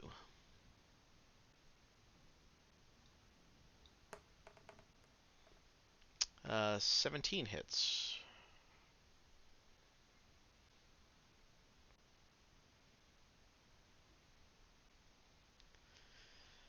Alright, so you are now restrained by the webbing. Does that actually impact your ability to fly, though? He flies using his wings. He's not hovering. Yeah, so. Restrained? I think. I'm not 100% certain on that. It's an attack roll to hit, just Yeah. straight up? Yep, for web. The fuck? That's bullshit. Mm-hmm. Okay. Alright, yeah, I mean, what's the rolling on hitting a flying target that's restrained? Does it just drop? Yep. Okay. Yeah. But if I'm restrained, yeah, I just straight. If I'm restrained where I can't fly, then yes, I drop. Ooh, that's a d6 per 10 feet, yeah. Okay.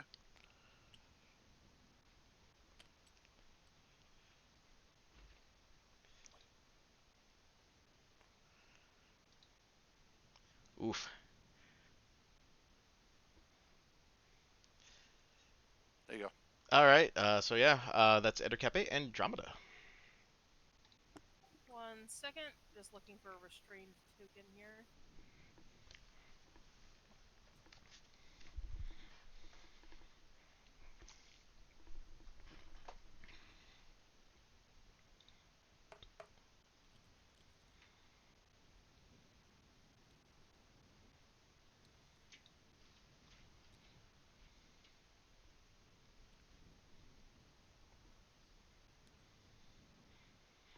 Okay. Andromeda. Let's see. Not super familiar with her spell. Checking something real quick. It's a 20-foot cube.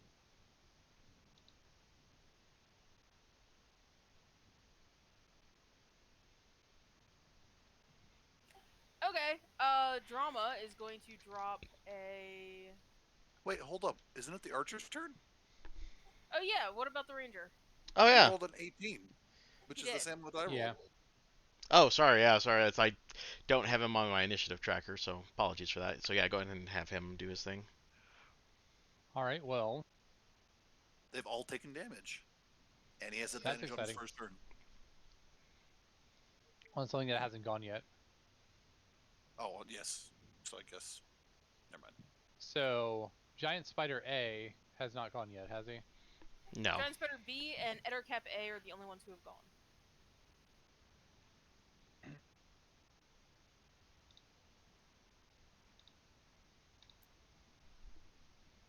he's gonna move over here, and he's gonna attack. Oh, he's a longbow. So I'm going to attack the guy who hasn't gone yet with advantage. Ah, +7 to hit. It's gonna seem like the Aleph is doing it, but still.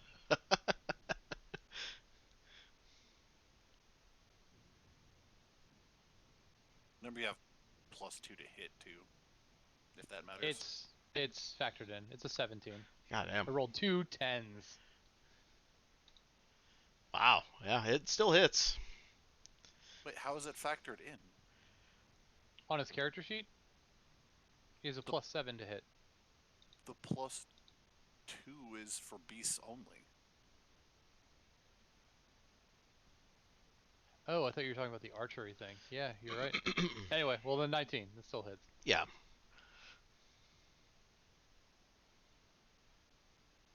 2d8 +3 damage. No, it's actually not bad. So 9 points of piercing damage. To Spider A. Spider A. Okay. Um.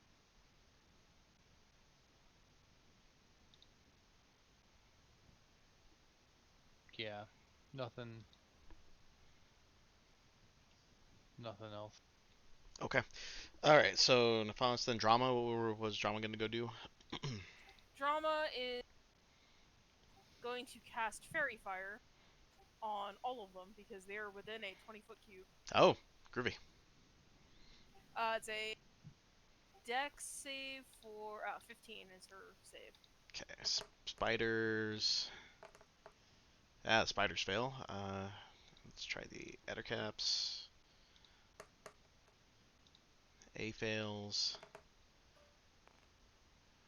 C fails and B. They all fail. Congrats. Awesome. It's like a rave up in this bitch. Yes, they are definitely rave colors. I don't know how she envisioned Fairy Fire working, but they are definitely like looping between multiple neon rave colors. Like just flashing almost painfully to the eyes. She pulls out the glow sticks as her focus. All I picture is the rave song or the techno song from Homestar Runner. Doom, doom, doom, doom, doom, The doom, system doom, is down. doom, doom, doom. Exactly. And for funsies, as a bonus action, uh, she's going to put a bardic inspiration on the Olive. Ooh.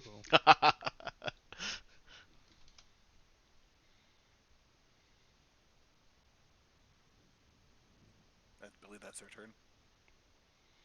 That is her turn. All right, then to Arved.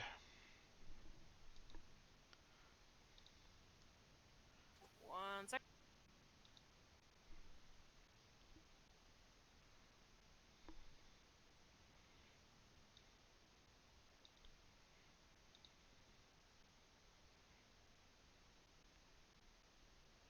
Sorry, I have to like write everything down that I'm using of her.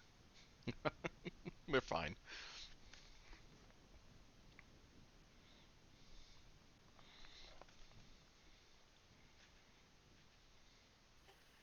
All right.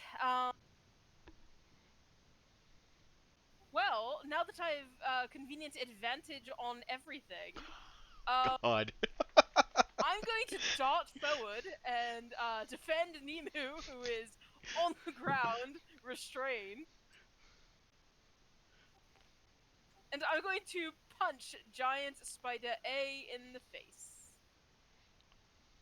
Well, I'll dagger it first. Stab. Oof. That's with advantage, folks. 14 Wow. hits. Yeah, that misses. Fantastic. Alright. Going brilliantly so far. I'm going to... no, this is probably it, right? This is... This is probably all we're doing Yes. today. So I'm going to go ahead. Where is it? There it is. Go Nova. Yep, I'm going to flurry of blows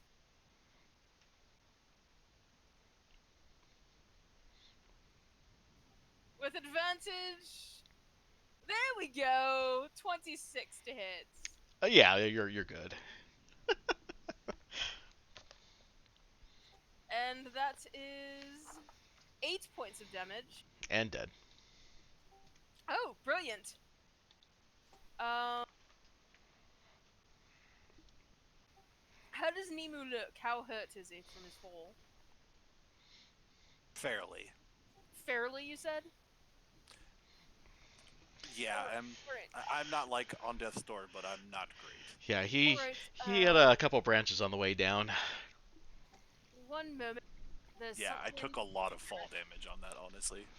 Yeah, I was All like, right. ooh. Almost 2 max rolls, a 6, a 5, and then a 3. I thought so. I can exchange one of my unarmed strikes with flurry of blows without spending a key point. So I'm going to turn around and smack Nemo with a wing and give him a hand of healing. Such a One. ridiculous ability. I love it. What, hand of healing? Yes. Yeah. Hey, let me just punch you alive. I'm going to punch you healthy. You take 4 points of healing. I'll take it. It's better than nothing.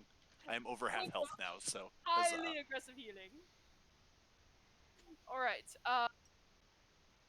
So the spite is dead. Oh, I should just delete that.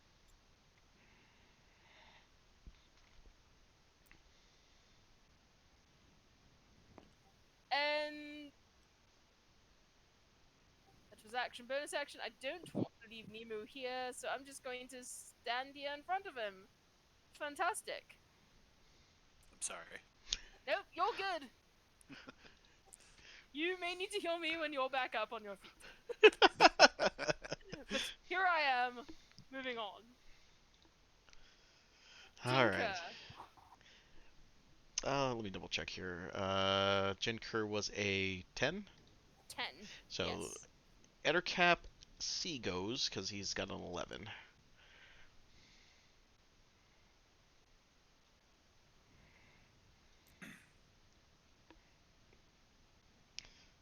All right.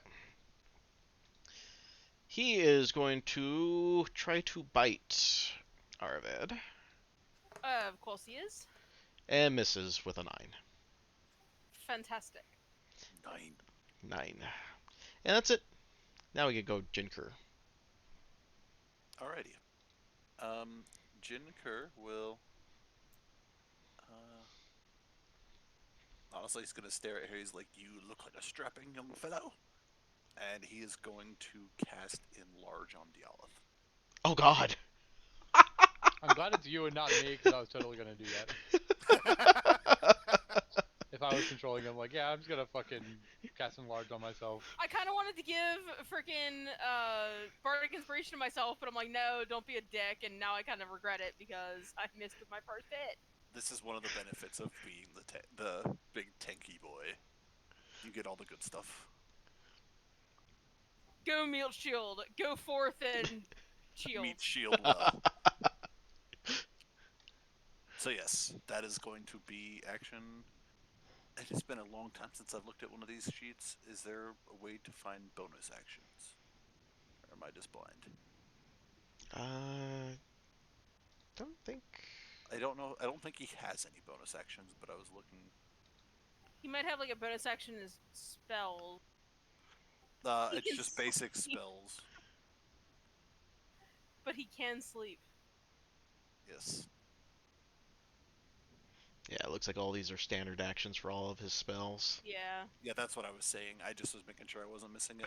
Then yeah, I guess enlarge and stand back and let him do his thing. Fair enough. Go forth and massacre things. Let them fight. All right. Where's your giant shadow? Well, we'll find out because it's Diala's turn. Alright, well, for starter for 10, I am going to use my bonus action and create a giant shadow. Brilliant. That's a huge bitch.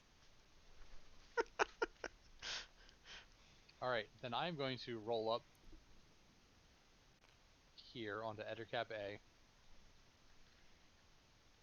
And since he's fairy fired, and I have the ye old advantage, Just don't roll two really bad rolls like I did. It's okay, he also has Bardic Inspiration. do I? You do. That's exciting. I also have Fortune from the Many. So I am going to swing my attack with my great sword, or with Cyan Wrath's great sword, uh, at Ettercap A with Great Weapon Master. Oh, okay. Ooh. Wait, are you doing the Going. -5 for +10? Yep. So that's a 21 to hit. Nice. Yep. Oh, this is gonna hurt. That is 29 points of slashing damage. Ow! I think you just like cleaved that thing into next week. I mean, pretty close. I mean, that thing is just bleeding out pretty heavily. I mean, it's still going, but yeah, you took a Oh, it's sizable still chunk. going. Okay. Yeah, It's barely hanging on by like a thread of its you're exoskeleton. right. Yeah, We're probably Question: done Did after that, this, did right? that legitimately leave it at 1 health? pretty close. Damn. As far as I Uh, know, we're chilling after this. All right, well then unleash incarnation. I'll attack again with my echo.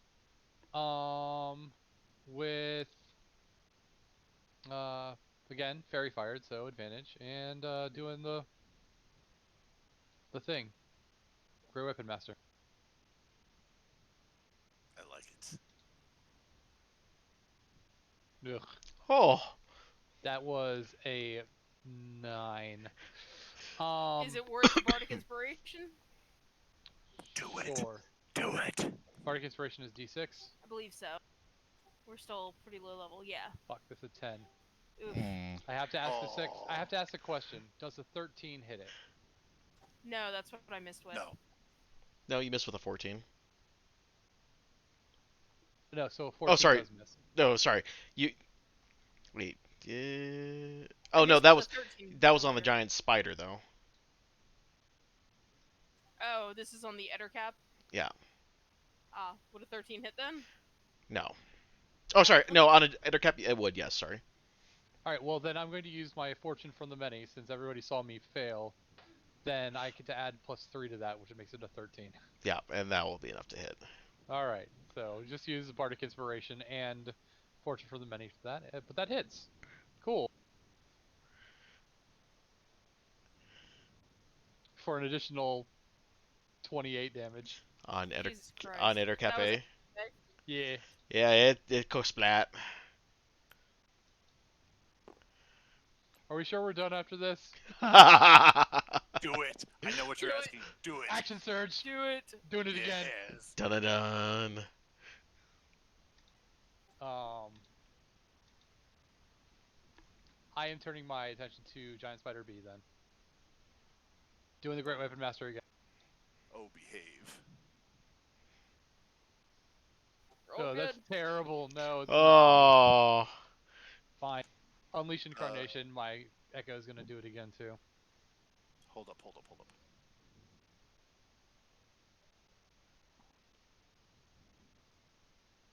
When I'm restrained, I can still do things, right? I just Yeah. Yeah, can't you just move. Yes. your movement speed is 0. You have disadvantage on attack rolls. But if you're trying to do something with your reaction, you can still do that. Yes, that's what I'm more inquiring about. Um, you know what? Fuck it. I'm gonna have fun with this. I'm gonna silvery barbs you, and then the advantage I'm gonna give to myself to try and break out. So roll That's again. clever. Yep. So he's keeping the advantage for himself, but you get to roll again. It's not advantage, it's just the thing. But you still get advantage because it's still fairy fired. Oh God. Oh shit! You did not even need the advantage. That's a crit. You just crit that motherfucker. Oh god. Rip. Literally. Yes. Oh god. For an Wow. additional 35 points of damage. Yeah. Wait, is that with a +10 from the Great Weapon Master? Yeah, Oh, damn. How do you roll that? I made He made a custom a attack. custom attack that does it. Oh, okay. Never mind. That It explains minuses my 5 and adds the +10 damage. it. Nice. Okay. Well, yeah, giant spider bee is splat. That was from the silvery barbs from my attack, so my echo I can still unleash incarnation Yeah, and exactly. attack Ettercap B. We're doing this With advantage. with advantage. That's a 19 Yep, that That'll hits. miss. for 22. God, and that was on B. That was on B. B. Cat 22. Was. Still alive or Yep, dead? still That's alive. still alive. Okay. Just making sure. I didn't kill it with like a 29 the first time. Jesus Christ, though. Anything Okay. else you would like to do? No, 4 attacks in one turn. Just wait until I hit 5. Oh, I know. I'm very well aware. Oof. Wait until you hit 12. 11, but yes. Oh, is it 11? 11 when you get the third attack, yeah. Yeah. Oh, Oh. no, I was talking about the fighters, how they get you can do the crit range down to 18 to 20. That's a certain things. It's a specific. Oh, you aren't in that. Okay, never mind. I got plenty though. Oh, I'm very well I'm aware. good. I'm good. That's it. That was all. That was all I That's did all. Are you sure? for now. For, I Okay. feel like that makes up for what happened in the one fight where you missed like Yeah. 7 attacks in a row. Curiosity, out of all of those, you were adding the D4 damage, right? Yes, you Yes. were. Okay. From being enlarged. Just making sure. From being embiggened, yes. We need to just get you like a magic weapon, and then the rest of us just stand in the back and watch. oh God. Be exciting. We need to find Resmir is what we need to do. Anyway, so well, Ettercap B is going to retaliate. This time. Bring it, bitch. Nat 20. I Ooh. can't. Silvery Barbs already did. Yep. Bring it, bitch. All Thank you. right.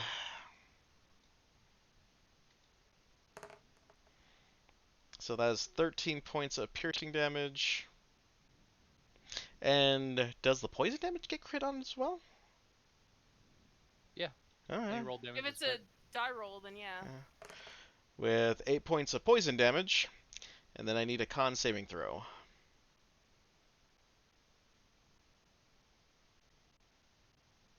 11. That saves. A. And second attack. Misses. Okay. And that is the end of the round. Back to the top to Nemu. This is why my initiative is so low. Yes, because if you went first, there would be nothing for the rest of us to do. Well, since I'm just laying here for the time being, and I've got guards, I'm not going to be too worried about this. Are you gonna like awkwardly hop to your feet so you can hit things? If he's No. restrained, then he can't. Oh Nope. yeah, that's I right. just get to lay Prone. here. You're prone and restrained. If you don't try to like escape, then you're just Let me stuck. double check something here really quick, just to make sure I understand it right, because it's something new.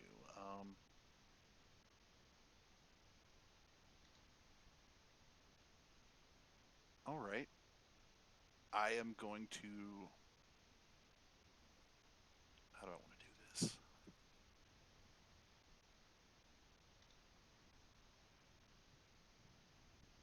Okay, what I'm going to do is I'm going to use Distant Spell to cast Inflict Wounds.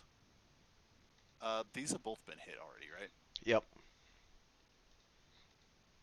I'm going to inflict Inflict Wounds, the one closest to Aravid. See? Okay. And just because, since we are probably going to chill and hopefully we don't have something else going on, I'm going to cast it at second level. You would have advantage, but because you're prone, Yeah. you don't. So it's a straight roll, right? Yeah. Yep. So that's Okay. 20 to hit, 20 hits. and that is 29 points of damage. Ow!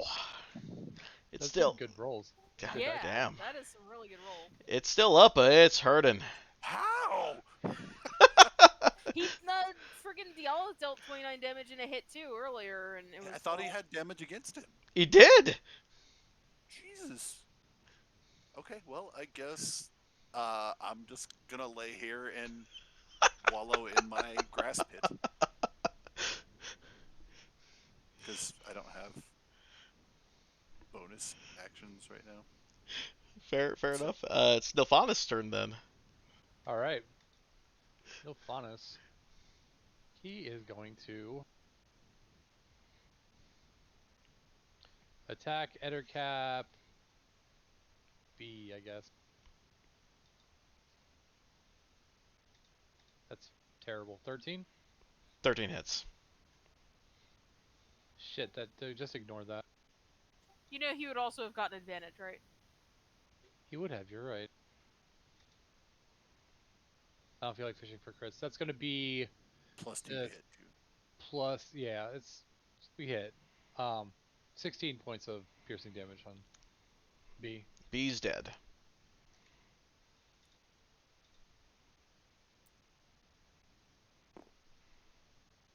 That's it for Nilphanus. Nilphinus. Uh, all right, and then Andromeda's next. Like, okay. I'm So. grabbing this. Fuck. She is just going to Eldritch Blast the last one that's still up. Interesting. +7.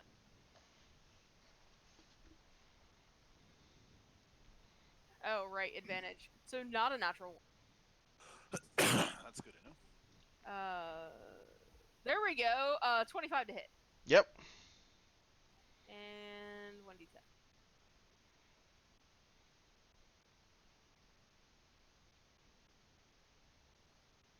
Alright, and she deals 9 points of damage. And tell me how Drama finishes this fight. Your kid. I think that is actually the perfect thing to say there. Yes. That is how she does it. She just says, "You're cute," and shoots him in the face with a sparkly purple beam of murder. Okay, we're out of combat. I am going to start attempting to wiggle myself free and get out of this. I'm going to pull out one of my many, many daggers and help cut him out.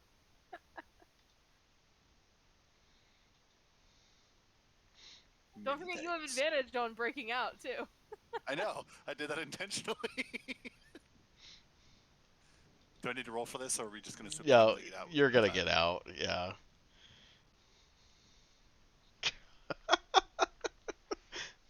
All right, and then I am going to wait. Did anybody take damage but me? Dialth did. I did. Yellow Yeah. did. He took a fair chunk. Um, so do we think the animal spiders or whatever these weird bipedal things are around? I look around. Is there anything else that looks like it might be around? How did you say?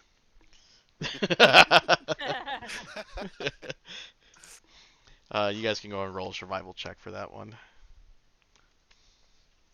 With guidance, everyone! We have enough guidance, people. Oh, God. I rolled a 10 because I can't do these checks. Apparently, I can roll well in combat, but not in fucking. Okay, I just rolled 2 natural ones in a row again. So Andromeda and I see nothing. I got a. Dial's got a 22, and should know his name by now. Nilphinus got a 18. With guidance, Yeah, at this point, everyone gets a guidance. yeah, at this point, due to Dialth and Nilphanus' scouting abilities, you're able to find that this was pretty much the small insectoid community here that. Oh no, that's unfortunately I should have not called spiders insectoids. They're not. Arachnid. These are the only arachnids around that have hold up in this part of the forest. So there's nothing else. I mean, you do find, you know, parts of half half drained and consumed horses and other creatures that look like that they've been preying upon, but you don't find anything of any worth uh, in the skeletons or the remains of the creatures in the area. Alright, So, I guess it's time to go then. Back to the caravan. right then. So back to the caravan we go. All right. And on our way, because we're not fighting anything else, I'm going to slap the Olith healthy.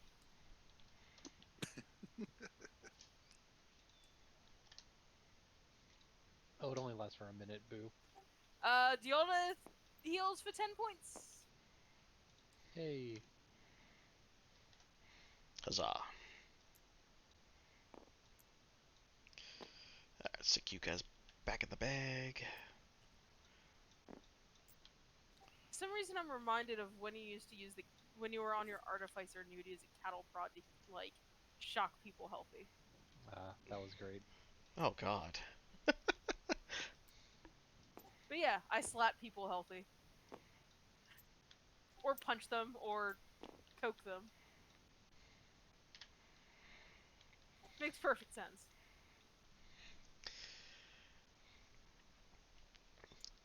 Oh boy. All right. Yeah, and we're out of combat. Um, you guys are able to make your report to Solstead, and he goes, "All right, we're going to go and proceed then, if that's the case." Let's get a move on then. Yep. So as you guys go ahead and truck along on the path, you notice that quite a few people, and especially the families, are a little bit more concerned, and as they're seeing like the webbing and the dark of the forest kind of take over the imagery in the sky, most of these folks are kind of huddled and they're kind of going, "Oof, hopefully this will not be the fate that we meet in the end." I don't know what everyone's so concerned about. I've taken care of it. I feel like that's really judgmental, considering we just fought a huge group of spiders, and you guys are like, we come back a little scraped, and you're like, oh, no It's faith. fine. It's their job to worry. It's our job to protect. I mean, the people that are more concerned are just the poor families that probably have never stepped foot outside of Baldur's Gate and only have heard the stories of, large spiders that eat humanoids.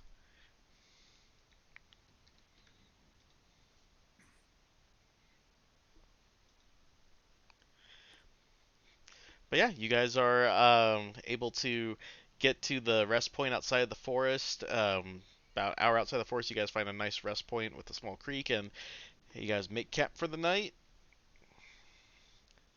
And since you guys had to do some extra lifting to get the caravan through, you guys do not have to actually stand watch tonight.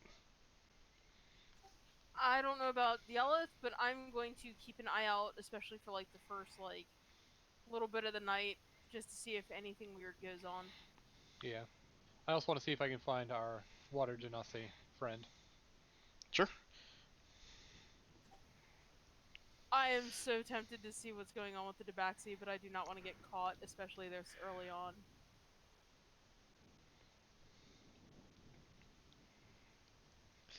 All right. You end up finding the water.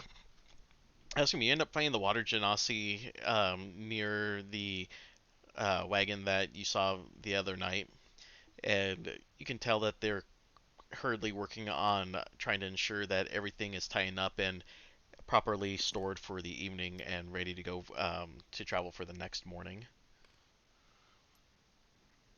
Excuse me, miss, can I bother you for just a moment?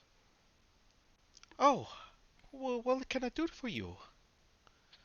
Well, I'm part of the security detail working this caravan, and the other night, I noticed that you were having a conversation with one of the elves. Then, after that conversation was done, you seemed distraught, and was wondering if there's anything I could do to help you. She looks at you up and down and kind of goes, "Oh, no, no, everything's good." Are you being threatened? Are you in any danger? No, I just having a contract dispute. That is all. She hurriedly, you can tell that her pace is quickened on trying to start ensuring that linens are properly folded and in a way that store them with a quicker pace.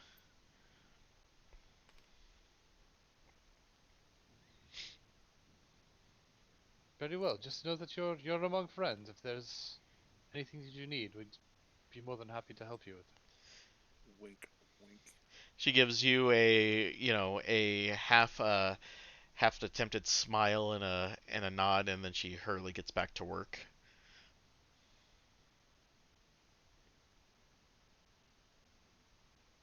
Okay. Well, I will actively go looking around, looking for the elf person. Okay. Yeah, he's sitting by a campfire uh, with two people that you can assume are probably guards guarding his wagon, enjoying conversation with them. Did I catch the Genasi's name? She didn't give it to you.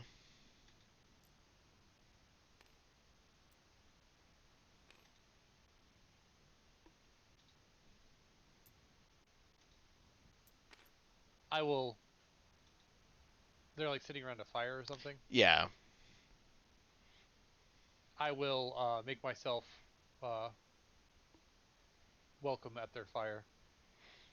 yeah. The Goliath and the half orc just kind of just give you a slight nod, and they go back and talking about just a job that they had done in Baldur's Gate involving basically bouncing a tavern.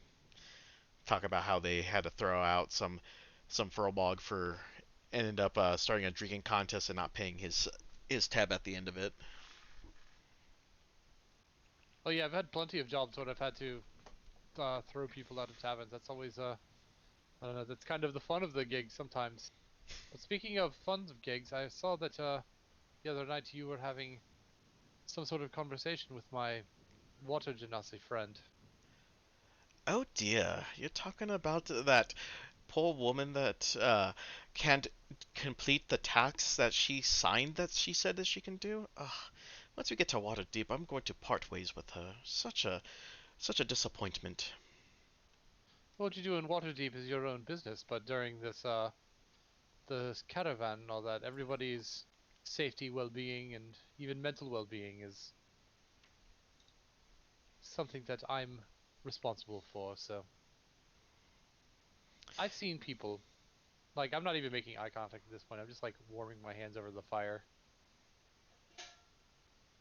I've seen people dealing with contract disputes and that sort of thing previously, but that is not what this looks like. Oh, so you're a person that absolutely knows the contract and the implications of the agreement with me and the Water Genasi? My word, I No, didn't think that we had such an esteemed scholar among us men. I am a person who is good at reading other people. Whatever it is that your contract is about is different than your ability to get along with people. Huh. Well, as much as you would like to think that you know my established work, perhaps you should just tell that Genasi not to sign on to more than she could chew. She said that she was fit for outfitting wagons and dealing with upkeep on long treks, and she has been anything but disappointment for us and my men here. And everything seems to be working mostly fine for the caravan. Huh. She's late with the breakfast, she takes forever to pack the wagon, and she's barely able to maintain the horse's well-being. Highly call that a suitable effort when she's making us late every morning.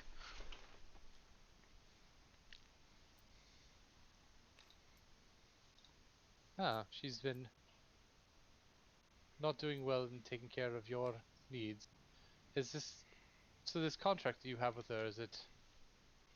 How much is she being paid for this work?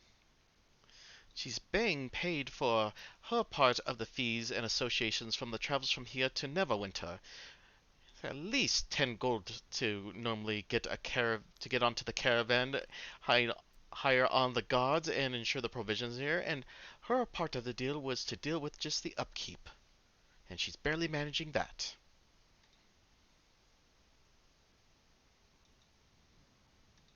I see.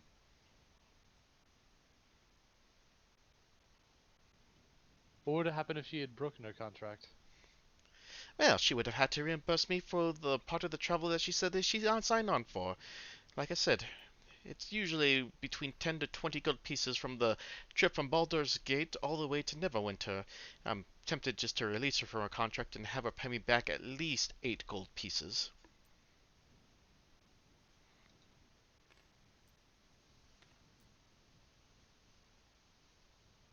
I see.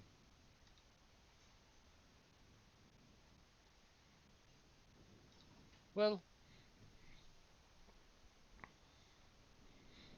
hopefully that works out for you and for her and for everybody involved. Indeed.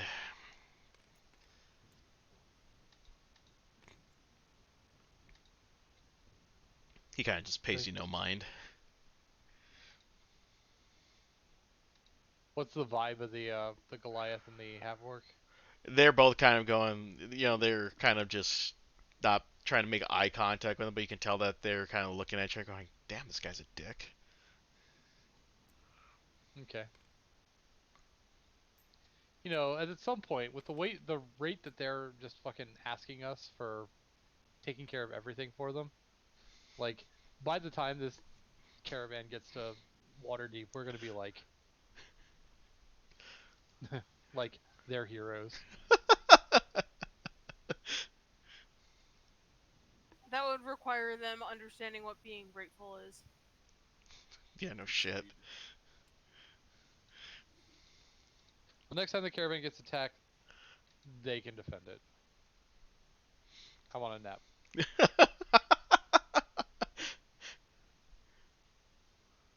Alright, so. Anything happen at night? No, and unfortunately, most people got too spooked from seeing the large cobwebs that they're kind of keeping to themselves and either staying inside their wagons or pretty much not trying to interact with anyone outside the occasional restroom run. And even then, people are kind of hurrying up doing their business and getting back for fear of spiders or other large creatures that could potentially get them. The fact, the reality is that outside the shroom issue, people were like, "Oh, this won't be too bad." This is like the first real scare for the people who are newly on the road for the first time.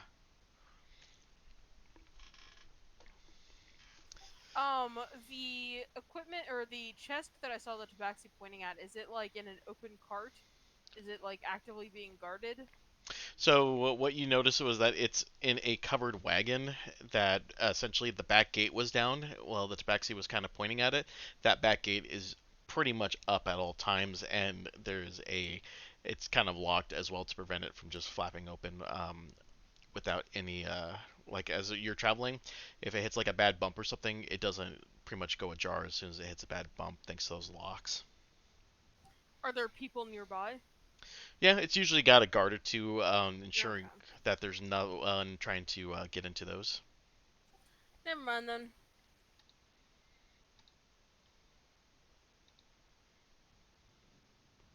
Anything else for the evening? Okay. Not for the evening, no. All right. No, not that I'm aware of. So since you guys have had a Soulstick kind of comes up to you and kind of gruffs like, it's pretty rare that we've had this much attention in the first few days, so we're going to go ahead and have one of the other mercenary groups take point today and probably the next 2 days, unless there's more excitement on the road. So you guys can go ahead and hang on the rear end and go at a moderate pace today. Don't worry about doing any type of work for at least the next 2 to 3 days.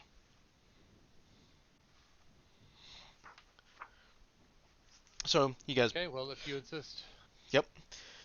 He kind of tips his hat and kind of just does a look over the. He moves his horse towards the front of the caravan to kind of take a look as the procession continues.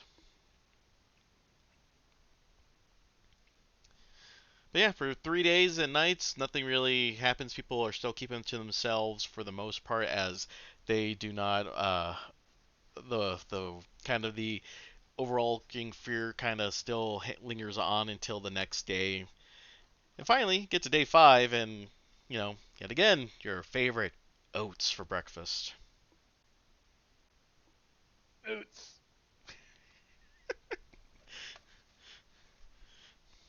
More oats. And you guys are back on the watch for the day. For the 3 days that we're guarding the rear, are the other two who went with us also guarding the rear? The mage and the ranger? They gave the ranger and the mage 1 day off because since they only went with you for one of your surveys, um, they don't get as much of a reprieve as you guys do. Okay.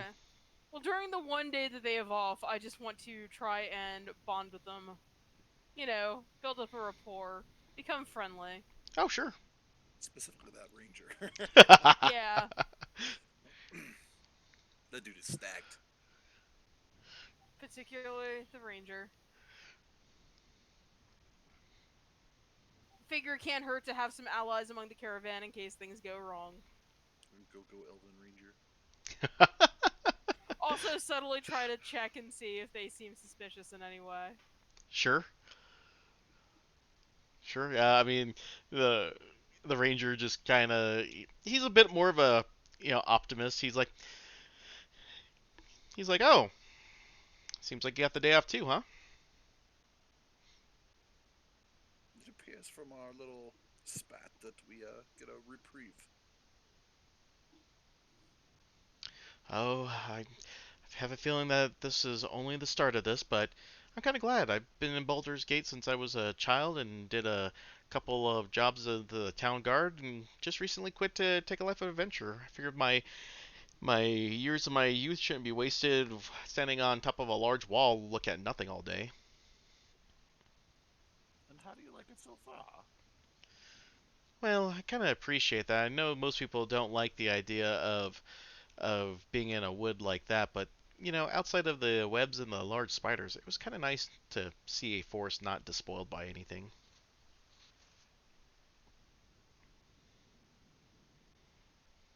There's quite a bit of forest out there that's not spoiled, as you so put it. True. Unfortunately, most of my life I've been pretty much in Baldur's Gate, so we don't have much in the way of forest unless you're talking about the Cloakwood south of it.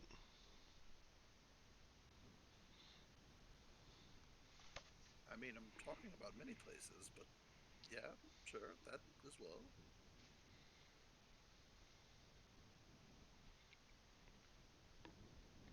Yeah. Well, I'm just trying to get a better sense of the world before I have to take some boring job back on a wall again. I mean, I've heard tales of explorers and adventurers who got sidelined and have to do that mundane work, and I'd rather not be doing that for the entirety of my life. We've half elves live quite a bit longer than normal humans do. Well, where would you like to go? I mean, you say you're going out on an adventure. Are you just going to be a caravan guard? He's going on an adventure.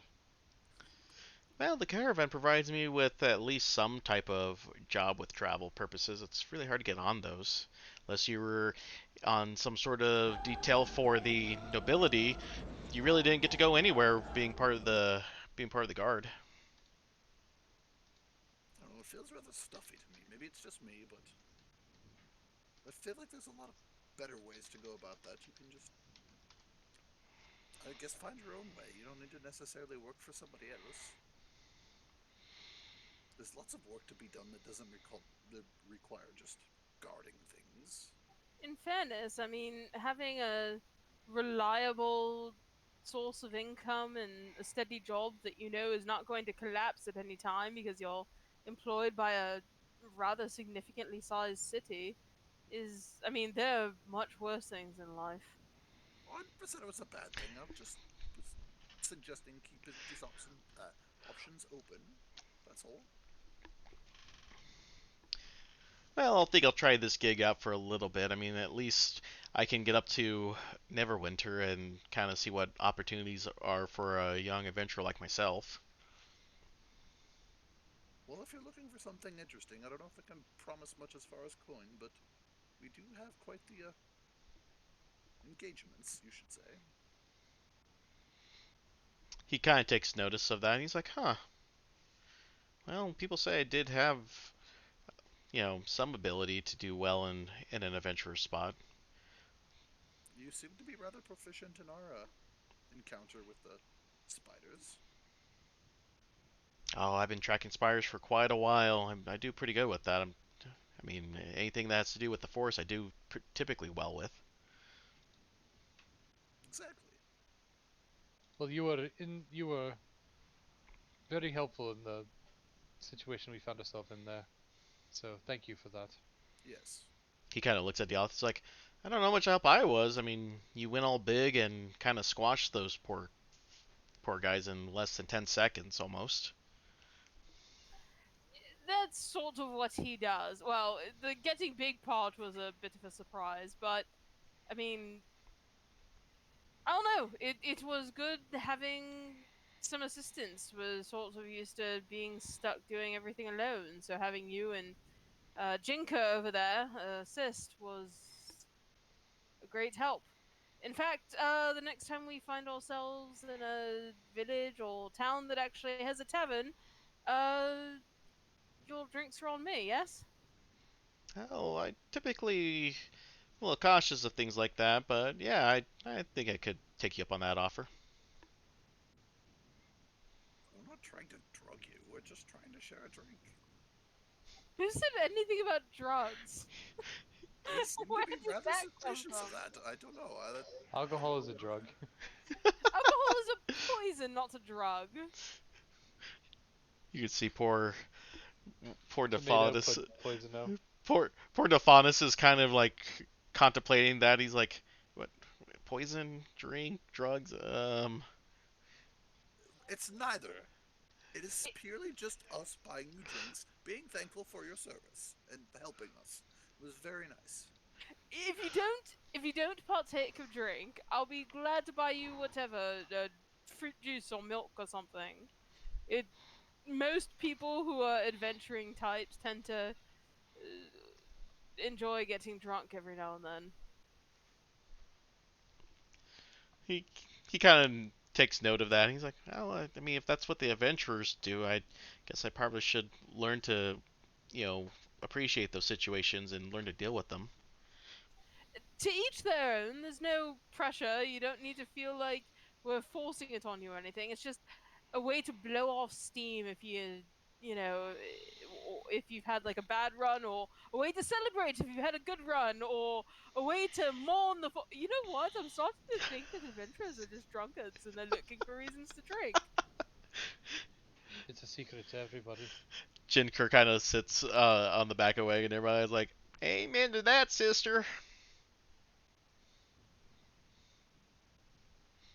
Drink when you're That happy, drink when you're sad, drink when you're mad. Just uh, looking for reasons to it's drink. it's not necessarily reasons to drink. You're celebrating or recovering. Or mourning. Or drinking because you're very Isn't upset. mourning technically recovering? Or drinking because you're bored. Or just socially drinking because everyone else is doing it, like we're forcing poor Nirvanas to do. Oh fuck's sake!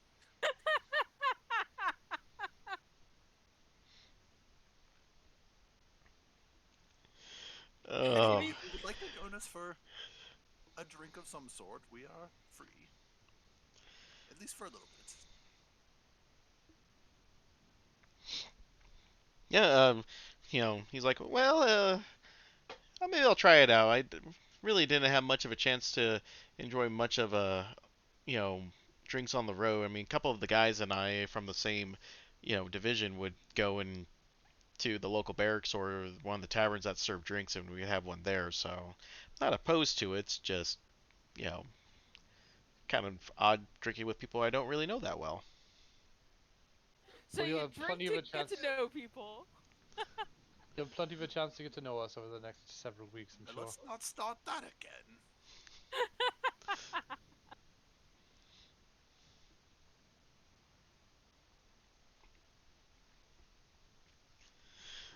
I didn't realize you'd stopped. Oof.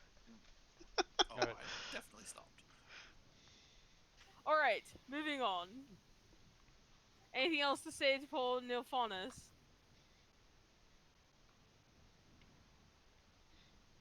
No, I think I'm good.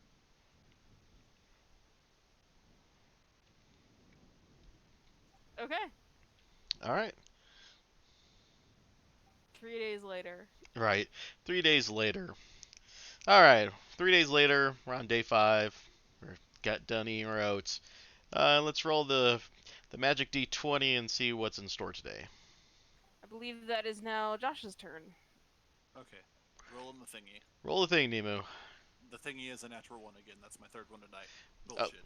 that's fine. Nothing happens today. I don't know You're if that'll. complaining about 3. I've gotten 4, and they were like in clusters of 2 in a row. Okay, D&D Beyond is not our friend tonight. no. I'm saying we've gotten like what 3 natural 20s and like 8, 9 natural 1s at this point. It's something The crazy. odds are not in our favor, and it happens more consistently than I like. Anyway, I think we just remember natural ones more than we remember like other things. Anyway, so nothing happens. Yep, nothing happens. Next day, Yep, next day, we eat the oats, we roll the dice. uh, Do you know what Lucas this stepped makes away, us? so I'll roll a d20. We're Ethiopians. 15. Nope, we're good. Another. Oh, excellent. Yep. All right. All right, so you guys are back on guard duty. So this is after 5 days since the spider thing. Yep, 5 days after the spider thing. Okay. I'm assuming we've also long rested at this point. Oh, yeah. Yep. All right, so we are currently on. Let's see here. Night 7. Yep.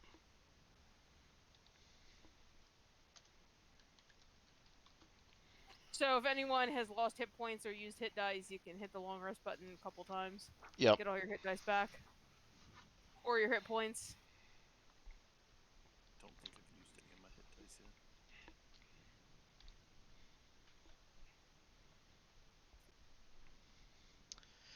Good old Anyway, hit dice. So this is 7 days on the caravan. Yep. we are not even halfway done yet. Yep. 7 days on the caravan. Yep. So we're almost there to, 10 out of our 40 days on the road. All right, but yeah, I mean, now that we're like 5 days out from, you know, Spider Town, and we've been on the road for the most part with very little to sparse um, trees in the way. I mean, you might see a cropping of like 5 or 6 trees that are kind of clustered together next to a stream or something, but no dense forests.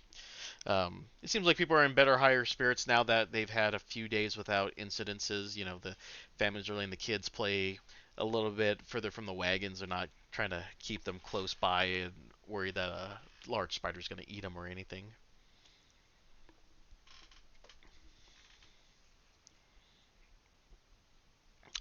Makes Um, sense. yeah, Bam! Something happens. right. All right, well, who's on guard duty tonight? I guess I will take it since the other two have been already once, Okay. and they can do as they please. I will stay up for a bit and see if anything happens in camp. I assume Dialith Same. is, yeah. And Andromeda is probably just dead to the world and snoring. Starfish. She strikes me as the kind of person who snores really, really loudly, but refuses to admit that they snore really, really loudly and thinks everyone else is just being mean.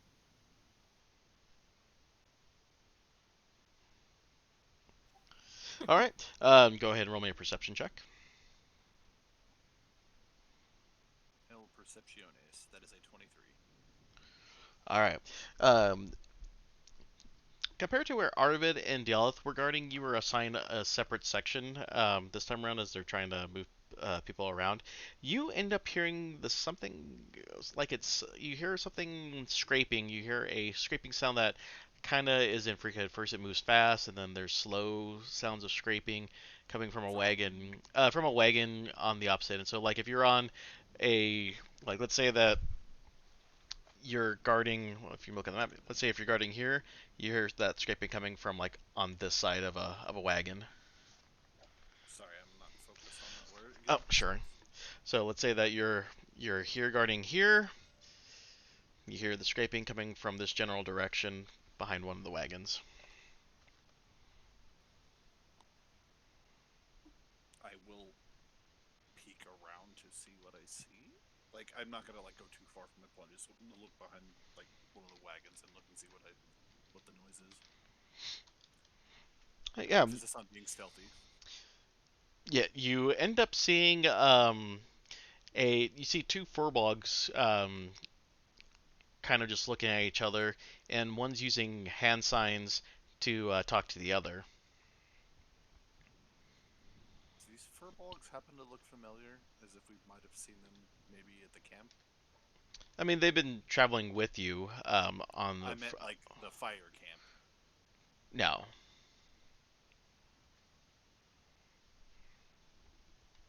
Okay. So they're doing hand sign language. Do I happen to have any idea what they might be saying? Go ahead and roll me a. That would be a good one.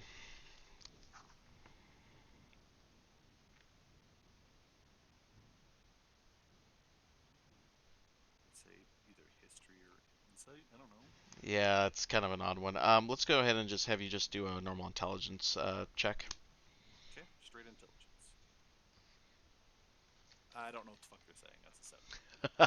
Yeah, you're not entirely sure what they're trying to communicate with each other.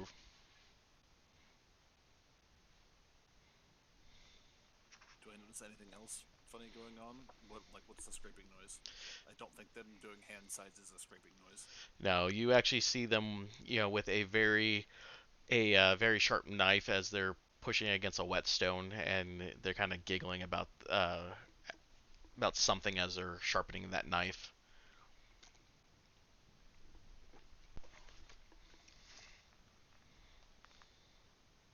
Wait, why are they doing what?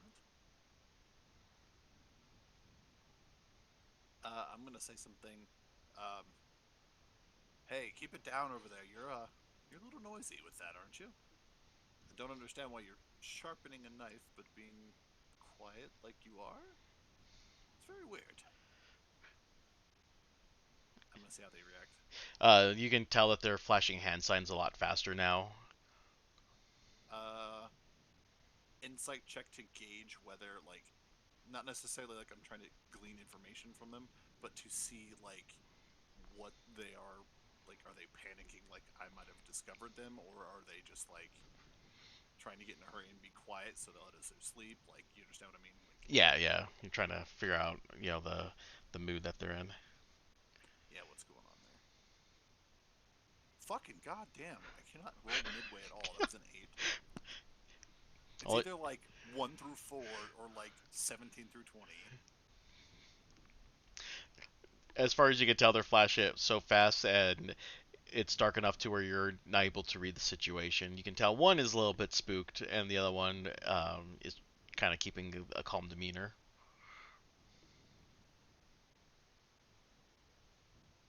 And just out of curiosity, is there anything else going on around them besides them sharpening knives? Nope, just sharpening a knife. Just sharpening a knife, and those two just chatting. It seems like they're the only two in the general area of their wagon. Okay.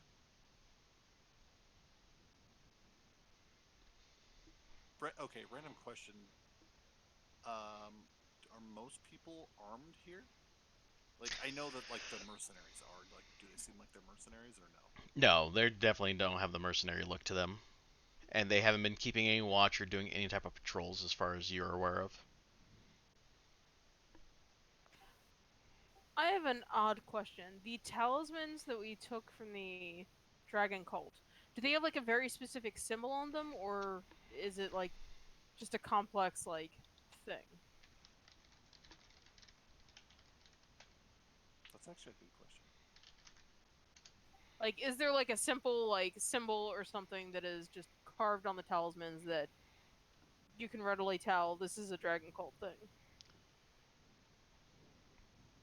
Let me see if I can find something here with that.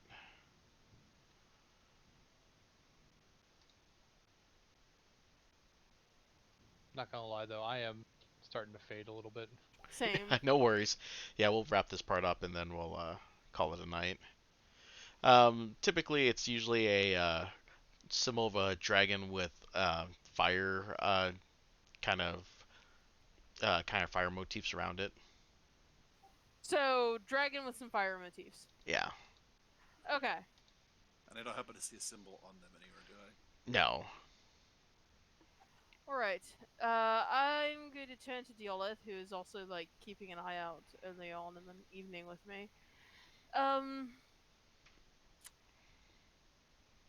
I haven't seen anything old enough to call them our targets yet. Have you noticed anything? I haven't either. No. I mean, it's not as though they're going to be walking around announcing who and what they are, so I sort of had a thought. What if we did something or made a mark of something that was a bit more obvious and we see who might react to it? Because I imagine if, say, I don't know, the image of the dragon cult were to be painted on the side of a carriage, lots of people would be confused or a bit concerned. So I imagine the cultists themselves might panic or, you know, grow a bit more wary. Perhaps. Just sort of a thought I had if we can't figure out anything else. See if we can flush them out a bit.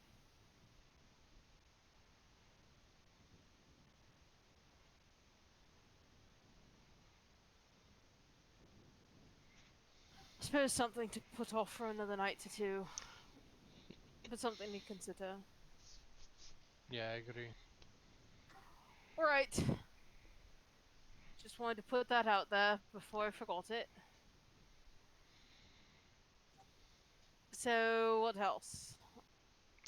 I mean, that's all there is for tonight. I don't know if anybody wants to do anything else with the two furlbogs. Um, I mean, without just directly interrogating them, I don't think it's going to be fruitful. And I want to take note and try to remember like who it is. Sure. Yeah, you can tell which wagon that they're attached to. And does it just look like a normal wagon? There's no adornments or anything. Not really. It's pretty much a covered wagon at this point. The only thing that you notice is just those two that are attached to it. They don't have any armed guards, and they're the only furbog that are on the caravan. Okay.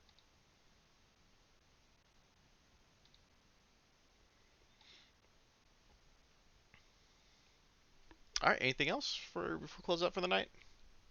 No, I think that's good Nope. for me. All right, guys. We're good for next week then. Sons, any emergencies? As far as I know. Alrighty, well, we'll be back next week and we'll continue on the trek and hopefully we'll get about halfway through our caravan run. So, thank you guys for coming on tonight and we'll see you all next week.